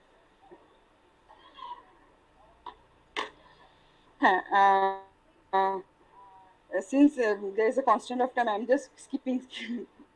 Okay, but I just want to tell these things is this yoga, Shankar yoga theory, model of mind body consciousness is giving us uh, a an opportunity to escape that interaction problem. I mean, in Descartes, that notorious problem, that mind-body problem. I think if we are going to take this mind consciousness dualism of Shankar Yoga school, that will be give us a give us a better explanation of this mind matter. I mean, this interaction problem will not be there. So that was my actually main point to. I mean, it's a very short one only, but thus, in contrast with Cartesianism, Shankar Yoga framework isolates the problem of consciousness at the more exact and the focus level. মানে they কনসিয়াসনেসের যে problem, সেই প্রবলেমটা হয়তো মানে এই যোগা এবং সাংখ্যের যে মডেলটা রয়েছে মাইন্ড কনসিয়াসনেস, সেখানে এটা অ্যাপিয়ার করবেই না, কারণ mind is very much part of the matter. সুতরাং মাইন্ডের সঙ্গে এবং তাদের মধ্যে যে ইন্টারাকশন, সেই ইন্টারাকশনের সমস্যা এখানে হবে না। তার জন্য আমি বলছিলাম যে আমাদের যে নটোরিয়াস প্রবলেম, মানে অলরেডি ওয়েস্টার্ন পাশ্চাত্য দর্শনের মধ্যে যে সমস্যাটা রয়েছে, সেই সমস্যাটা হয়তো আমরা এই মডেলটা যদি ফলো করি, মানে this mind consciousness dualism in Samkhya yoga philosophy, তাহলে হয়তো আমরা অনেকটা মানে ওই ইন্টারাকশন প্রবলেমটাকে কি বলবো সরিয়ে রাখতে পারবো। যে মানে যে সমস্যাটা থেকে কিন্তু অনেক রকমের সমস্যাই মানে আমরা দেখেছি এখনো, ইনফ্যাক্ট আমাদের বর্তমান যে ফিলসফি অফ মাইন্ড, সেখানেও দেখছি যে বারবার এই সমস্যা জনিত নানা রকম সমস্যা মানে থেকেই যাচ্ছে। ওই প্রশ্নটা আমাদের কাছে এখনো আমরা উত্তর পাইনি। কিন্তু সাংখ্য যোগা, আমার মনে হয় সাংখ্য যোগা কনসেপ্ট অফ যে মাইন্ড অ্যান্ড কনসিয়াসনেস, এভাবে যে মাইন্ডকে ম্যাটারের মধ্যে রাখা এবং সেখানে পিওর কনসিয়াসনেসকে সম্পূর্ণ পৃথকভাবে আলোচনা করা এবং ব্যাখ্যা করা, তার ফলে হয়তো আমাদের এই মডেলটা অনেক বেশি সমৃদ্ধ, মানে কার্টেসিয়ান মডেলের থেকে। যে কার্টেসিয়ানের যে মাইন্ড বডি প্রবলেম এখানে আসবে না, নানা রকমের সমস্যা এখান থেকে আমরা মুক্তি পেতে পারবো বলে আমার মনে হয়। মানে আমার ওয়েস্টার্ন ফিলসফির জায়গা থেকে যদি আমরা দেখি, ওয়েস্টার্ন ফিলসফি হয়তো অনেক কিছু এখান থেকে নিতে পারবে, এই মাইন্ড কনসিয়াসনেস যে বাইফার্গেশন, এই যে সমস্যাটা রয়েছে, এই মডেলটা থেকে অনেক কিছু নেওয়ার আছে বলে আমার মনে হয়। আমি এখানেই শেষ করছি, কারণ আমার মানে if I am going to read the whole thing, it will take a long time actually. So it's over to convener now. Thanks for your listening. Yes, ma'am. Thank you very much, ma'am, for sharing the virtual platform with us. Hello.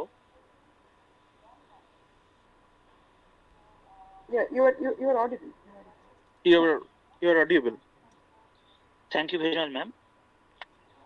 Now it is the time to welcome Mr. Torun Mondal, Assistant Professor of Physical Education of Regional College of Physical Education, Panisagar, North Tripura. Mr. Mondal was a recipient of gold medal from Jadavpur University for BP.Ed. His research works are mainly based on psychological matter, sports training, health, and wellness. He is presently pursuing his PhD from Kalyani University. Today, his topic of discussion is yoga, health, and well-being during COVID-19 period. So let us enjoy the enriching session of Mr. Mondal. Over to Mr. Mondal, please, sir. Am I audible? Yes, sir. You are audible. Thank you, sir. First of all, thanks to the convener for inviting me in this beautiful program, webinar, and my respect to the Honorable Chief Guest, Professor Devnarayan Bandyopadhyay, sir, Vice Chancellor, Bankura University, special guest, Professor Jayanta Kumar Saha, HOD, Department of Law and IC, and patron, Sri Surajit Mukherjee, sir, Dr. Bapparitya Mondal, sir, Principal of this college, and the convener of the program, especially my thanks to the earlier speaker, Sangita Basu Madam and Dhruvo sir. They are really theoretically so strong in yoga. I'm actually not that much strong in theoretically. Whatever we practice, that is practically. As I'm coming from other field, physical educations, you can highly just get the scenario. We have to perform these yogic activities there. But all of us have some misconception about the yoga. Whenever else we utter the term this yoga, that's when it's coming the first thing. That is the yoga competitions. That is so typical asanas is performing there in the different stages. Yes or no? So that is the fact. General people's getting the concept. That is yoga means a huge stuff asanas and all these things are there. I had also this kind of conception there.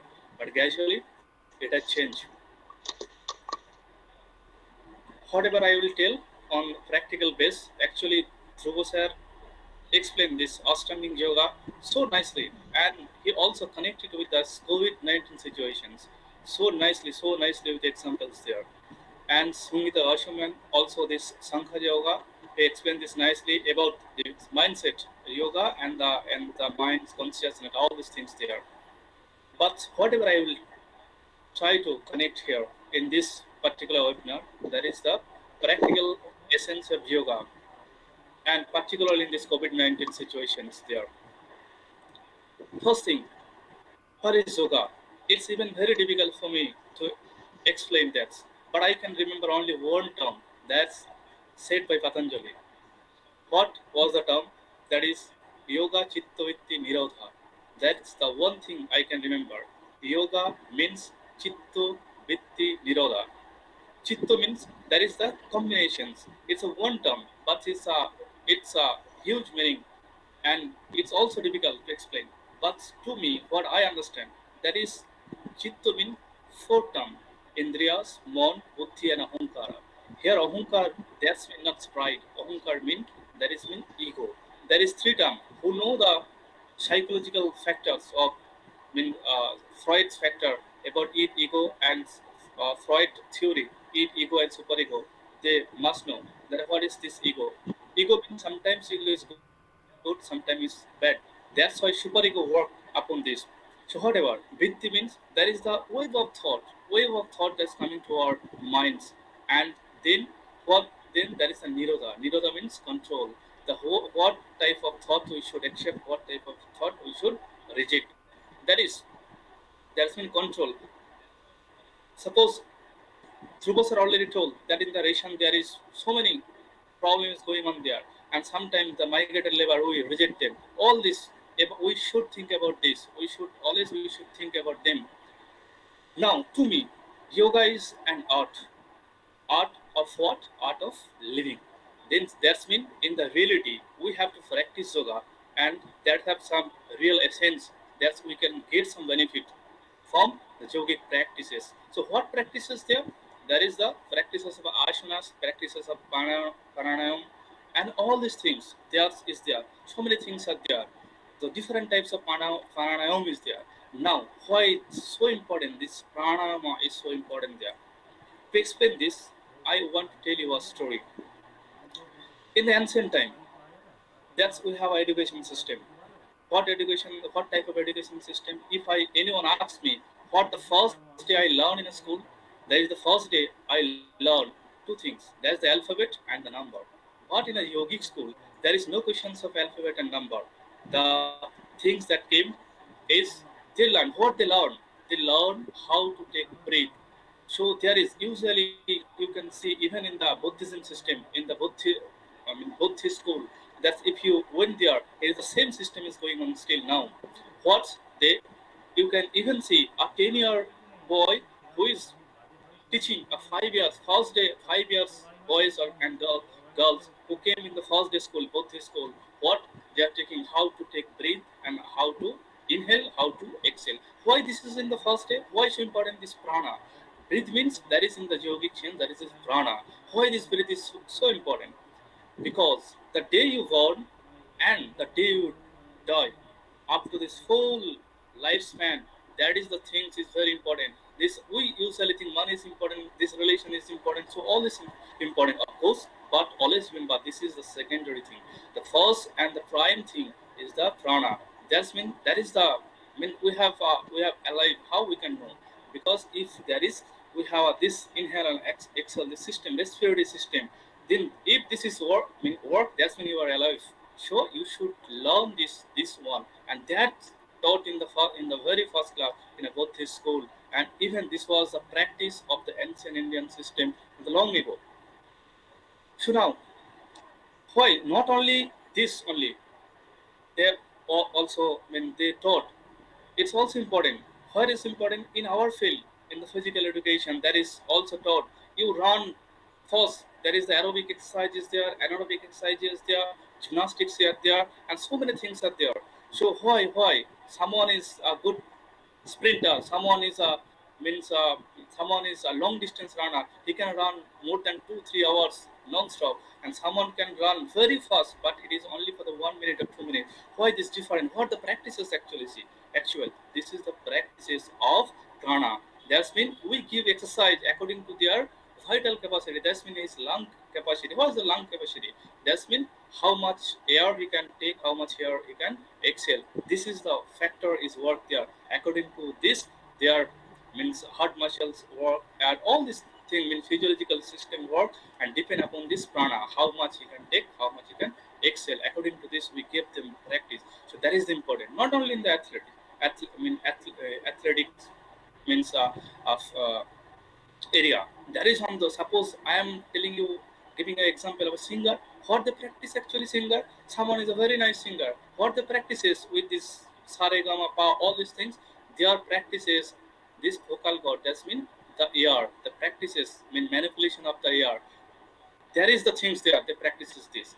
So this is also means so important. This prana. I mean, air actually physiological is that much important, and in the reality we didn't think about that much, we didn't think that much about this. But the athletics run, someone run fast, someone run longer, someone can sing like this, someone voice is not good. So what this practices, a singer also practices the inhale exhale of this air. According to this he give সুর, যেটা আমরা সুর বলে থাকি, সেই জিনিসটাই সে practice করে এয়ারের মাধ্যমে। এবং এই এয়ার জিনিসটা আজকের দিনে আমরা যতটা প্রাণায়ামের মাধ্যমে জোর দিই, ততোধিক জোর দেওয়া হতো আজ থেকে 1000 বছর আগেতে, 2000 বছর আগেতে। ও এই সিস্টেমটাই আমরা আস্তে আস্তে আঁকড়ে ধরার চেষ্টা করছি ধীরে ধীরে, যেটা আমরা অলরেডি মাঝখানে তো ছেড়েছিলাম, অনেকে গুরুত্ব দিই না, কারণ আমাদের লাইফ অত্যন্ত ব্যস্ততার মধ্যে কাটে। কিন্তু আমরা ধীরে ধীরে ধীরে ধীরে ধীরে ধীরে এই জিনিসগুলোর মধ্যে আবার আনার চেষ্টা করছি। Not only in India, through out the world yoga is practiced in a huge level. You cannot believe in European countries also, in the American countries also, means all the Western countries, they are trying to practice our own heritage, heritage system. That is the thing. But sometimes even we didn't ignore. If you ask me questions, how from when I started practicing yoga, there is also I have a misconception about this, a huge misconception. I still believe because I am an athlete, I am a football player, a volleyball player, so I didn't believe what I will do with the hand and this. It was so difficult. But the first thing our teacher made me understand, give the sense of yoga, how is important in a life that day. Even in the athletic practices, yoga is very important. How is given this lesson?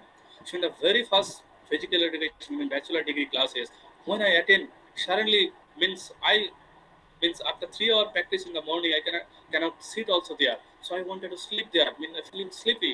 So teacher came to me and asked me, "You want to sleep? Okay, no problem. I give you 10 minutes. You only have to do meditation in a seminar room, a small, beautiful seminar room." He took me and placed me there. You go for the meditation for 10 minutes. I started, but if you open your eyes, then again 5 minutes. Next day you have to perform. That's been 15 minutes. So okay, no problem.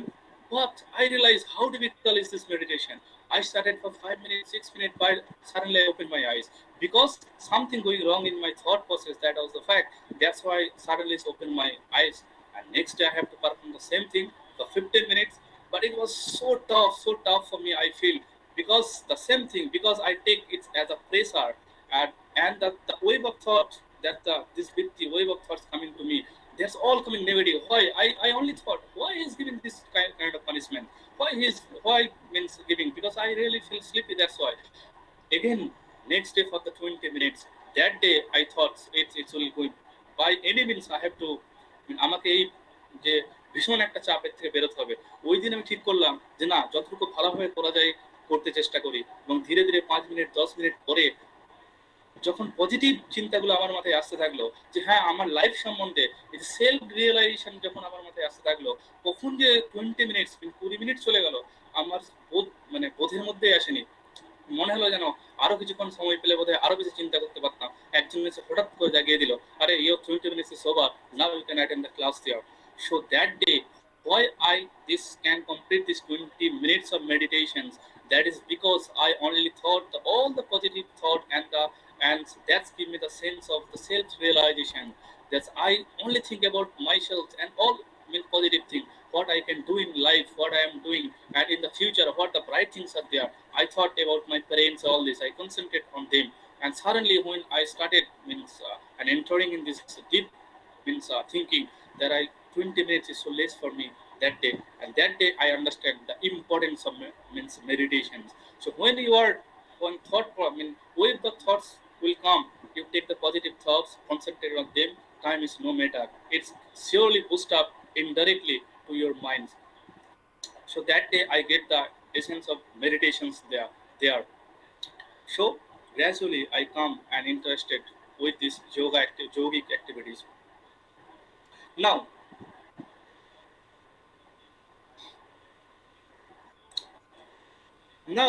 why we should practice yoga? Even in today's life, you cannot believe 40% of the doctor, they even didn't practice any activity or any yogic activity. But you cannot believe 68% to 70% of patients they are advising after more than 40 years old.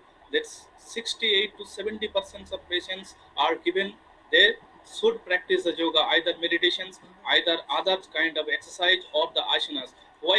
Because this is another is whose from the whose side you can see also this is two type of diseases they divide is in the yoga also there this uh, adhija and anadhija. There's been trace-borne diseases and the non-trace-borne diseases. Suppose COVID-19, what is this? It is non-trace-borne diseases, and this diseases is only can be cured through this medications. There is no one can help you. Suppose is COVID-19, suppose is another virus is affected, so vaccine only can cure you, antibiotic can cure you, but yoga cannot cure you. But you cannot believe 68% of the world people who died due to non-communicable disease. That's been trace-borne diseases. Suppose blood pressure, diabetes, this due to lack of activity. So many types of diseases are there, and you cannot believe 68% of diseases are the trace-borne, and the effect of yoga is in this particular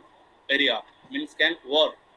That is, so doctor used to advise go and practice meditations. All this who have any diabetes or such kind of hypertension, such kind of diseases are there, and practices for yoga and the asanas and all these things are there. Now, in the COVID-19 situation, what we are doing, the first day when we are giving a space, that's for the relaxation. Oh, I have a mobile, I can spend hour after hour. We are so busy, we are in a busy schedule. Suddenly we get so many hours in our hand.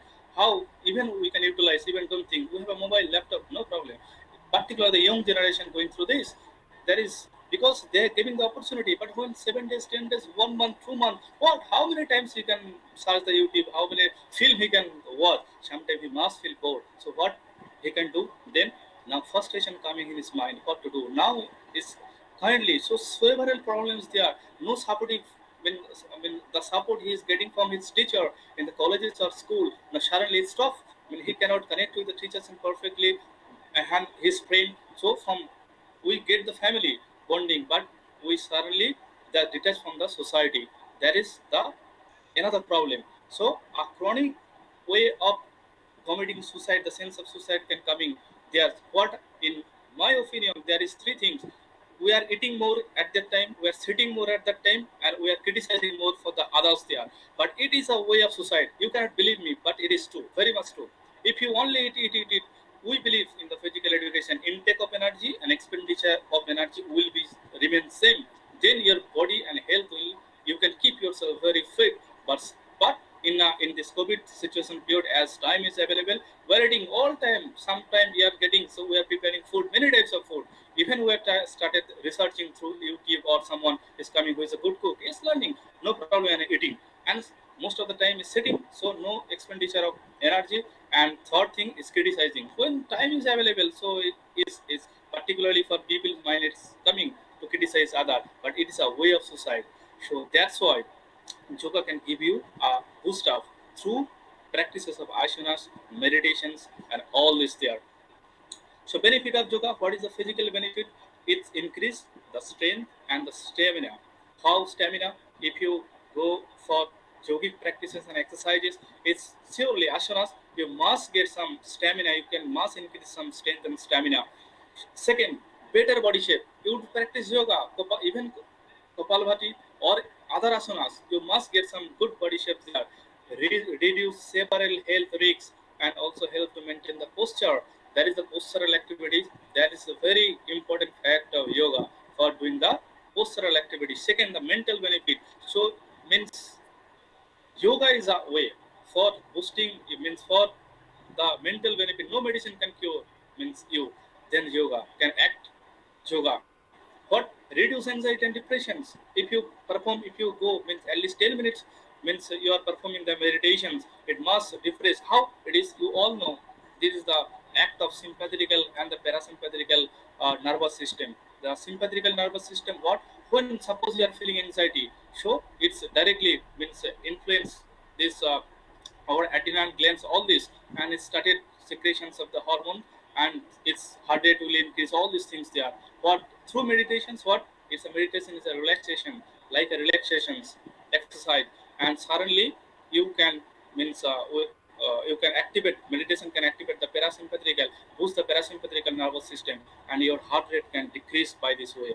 So that is the act of means the result of meditation. Third thing, that is the social qualities. It encourage yoga encourage you to give you the based on the leadership qualities, develop your social skill, make you more interactive. Yoga decreases a social crime. That's Dhruva sir already described the Ashtanga yoga, how social crime can be decreased.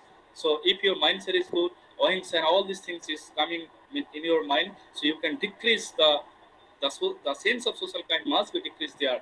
And the third thing, unity and peace. Yoga is a symbol of peace. If you define yoga, I mean, if you say to me, what is yoga? I will say, yoga is a self-realization. Yoga is nothing but self-realization. And the same, yoga is a way of getting peace. So all we are means searching for peace. And yoga is a symbol of peace to me. Yoga can unite people and unite nations. That is, now I want to enter in a different parts of yoga. I also wanted to explain the Ashtangic yoga, but Dhruva sir explained it so nicely. I do not want to enter in this particular area, but I want to enter in another area. What this area? In nowadays, there is two. Science and technology develops in a rapid speed. Now, in these situations, what has happened? Along with this, science and technology also give us two things. There is the first thing, that is the pollution. During COVID-19 situations, pollution is little less, but it's not gone fully. And the second thing, that is the trace. Pollution, you individually cannot do anything there. As a whole, pollution means if the nation leader can act against this pollution, it can remove it. You can decrease this level of pollution. But trace, it is in the individual level. If you want, you can decrease the level of trace there. So I want to discuss in this particular area. In the ancient time, the monks usually they have a scientific base of yoga. What the scientific base? Nowadays we usually learn the system, the respiratory system, the digestive system like this. But that time there is no such kind of thinking. But they divide body into 5 seats. What are the 5 seats? There is a Annamoya Kosha, Pranamoya Kosha, Manomoya Kosha, Vijnanamoya Kosha, and Anandamoya Kosha.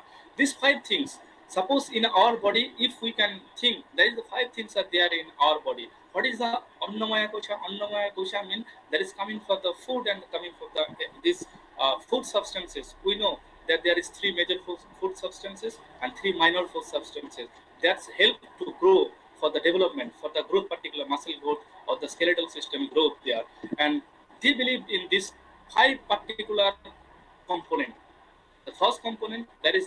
earth, second water, third is the fire, fourth is the wind and the space. There is the five components. It is the permutation and combination of these five components prepare our body. And there is another two things is there.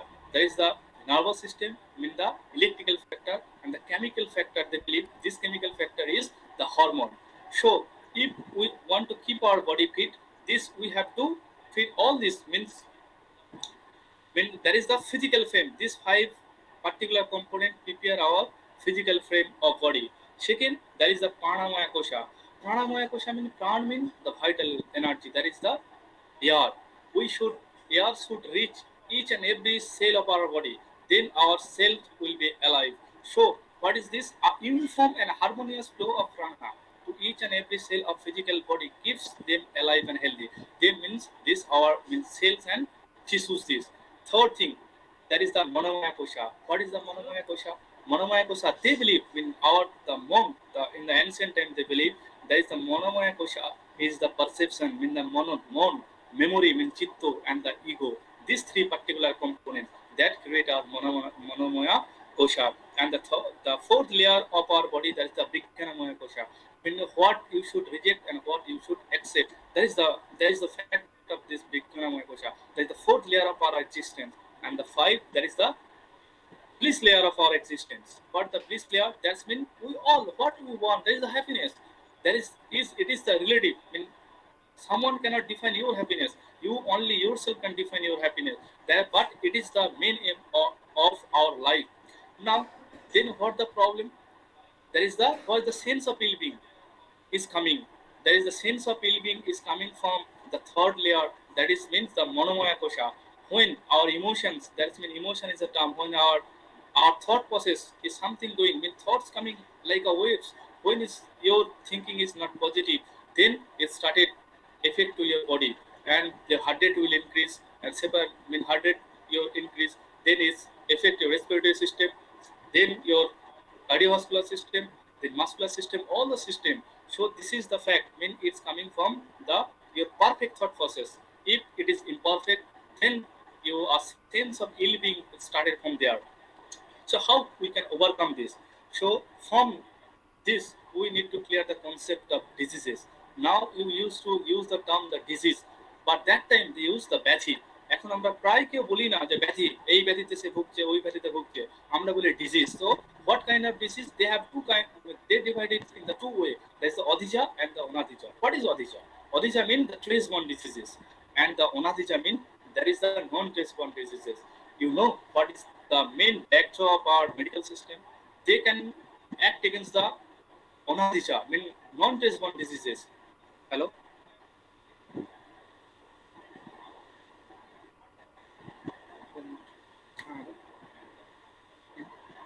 Okay. Now, what is the non-trace-borne diseases? There a medical system can act, but for the trace-borne diseases, medical system can't do anything there. That's why so many allied medical subjects are started, and yogic science is one of the allied medical science subject nowadays. That's why million of people are practice this yogic exercises there. So now through how we can practices this. So there is, suppose for example, kriya. There is so many types of kriyas. There's neti, dhoti, Kopalbhati, like this. We can practice all these things there. We can practice asanas and all this. So Yogasana, how can help it? It can physical revitalization. Asanas work for the physical revitalization. Second is deep relaxation.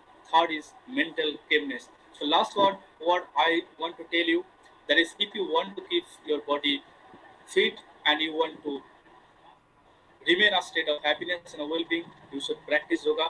That's why in our governmental level, it's given so much importance these yogic sciences nowadays. I hope each and every people, its yoga is not for a particular group, from a children to adult to older people, everyone can practice it. So many types of branches are there for yogic.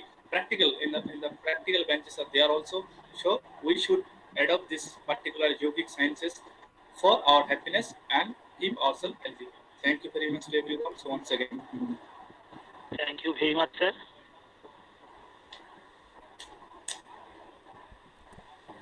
Oh, thank you very much. Hello. Hello, thank you very much. Yeah, yes. Thank you very much, sir. Thank you, sir. Thank you.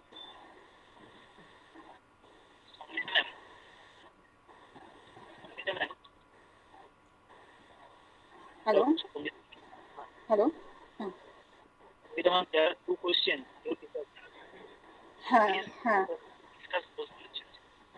Okay. Actually, I was just going to this. This is from Sonamukhi Webinar. Mind has already been associated with Ashtanga Yoga. Asana and pranayama can be able to enlighten the path to get rid of physical stress as well as mental stress. Then what about samadhi? Actually, I didn't talk about this Ashtanga Yoga. I mean, I think this sir, Dhruvo sir and Torun might be able to answer it properly. But how mind is necessary? I mean, this is what I mean. I'm not very clear about this question, but if you, I just wanted to tell that mind and body, that Cartesian problem of mind body is not occurring to the Shankha Yoga theory, because for Shankha, mind is a matter. Mind is in the matter, in the Prakriti. It's a evolute of Prakriti. That's why a mind and pure consciousness is a very different entity from that mind. That's what I just wanted to claim. And I don't know, I'm not very sure whether I can able to, I mean, I answered your question. And there is a next question. According to Descartes, mind and body is relative substance. Relative substance, I mean, I didn't get this, but according to Descartes, mind and body is relative substance. Relative substance means I mean, ontologically, they are totally independent. That's why, I mean, that's what substance means. Ontologically, they are totally different two entities, separate entities, independent entities. Related, not very sure about that. But the Shankar system, mind and body is not substance. Yeah, no.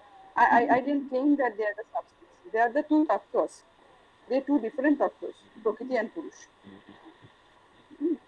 I didn't tell that. I mean, if it is conveyed, then I'm sorry. I mean, I didn't convey. I didn't mean that. They are a manifestation of two theories. How they related. Okay. Actually, what I wanted to relate is that only that portion, that where mind and body in Descartes, there is a since they are having this following this dichotomy, they are facing the problem of interaction. That is a interaction problem, mind body interaction problem. I'm just claiming that if we are following the Shankar Yoga model of this mind and consciousness bifurcation, then we can just avoid this problem of interaction. Because still now, I mean, maybe there are so many literatures, vast literature is going on. Still now, we don't have the exact answer for the Cartesian, this mind and problem theory. Exact answer we don't have till now. That's what I think. This only, right? Is there any other question? No. Oh, thank you. Thank you. Thank you for the question. Now, we are almost at the end of the session.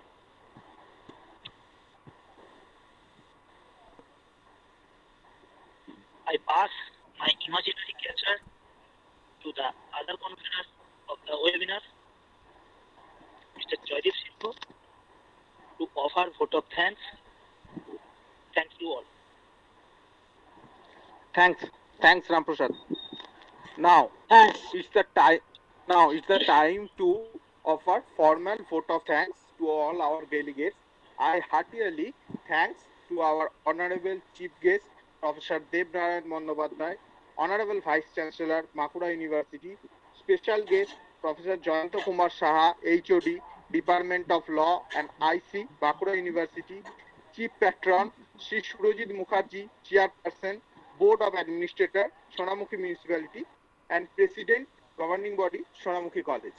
And President and Chairperson of this webinar organizing committee, Dr. Bapaditya Mondal sir, Principal, Sonamukhi College, for their teaching speech.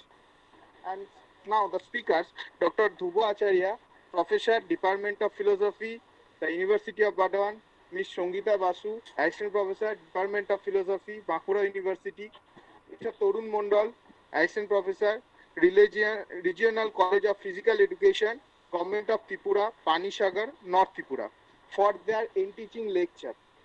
I heartily thanks to Indian Council of Philosophical Research, New Delhi, for their financial support. Many thanks to all for spending their valuable time with us. Once again, I thanking you all for their presence. Okay, thanks.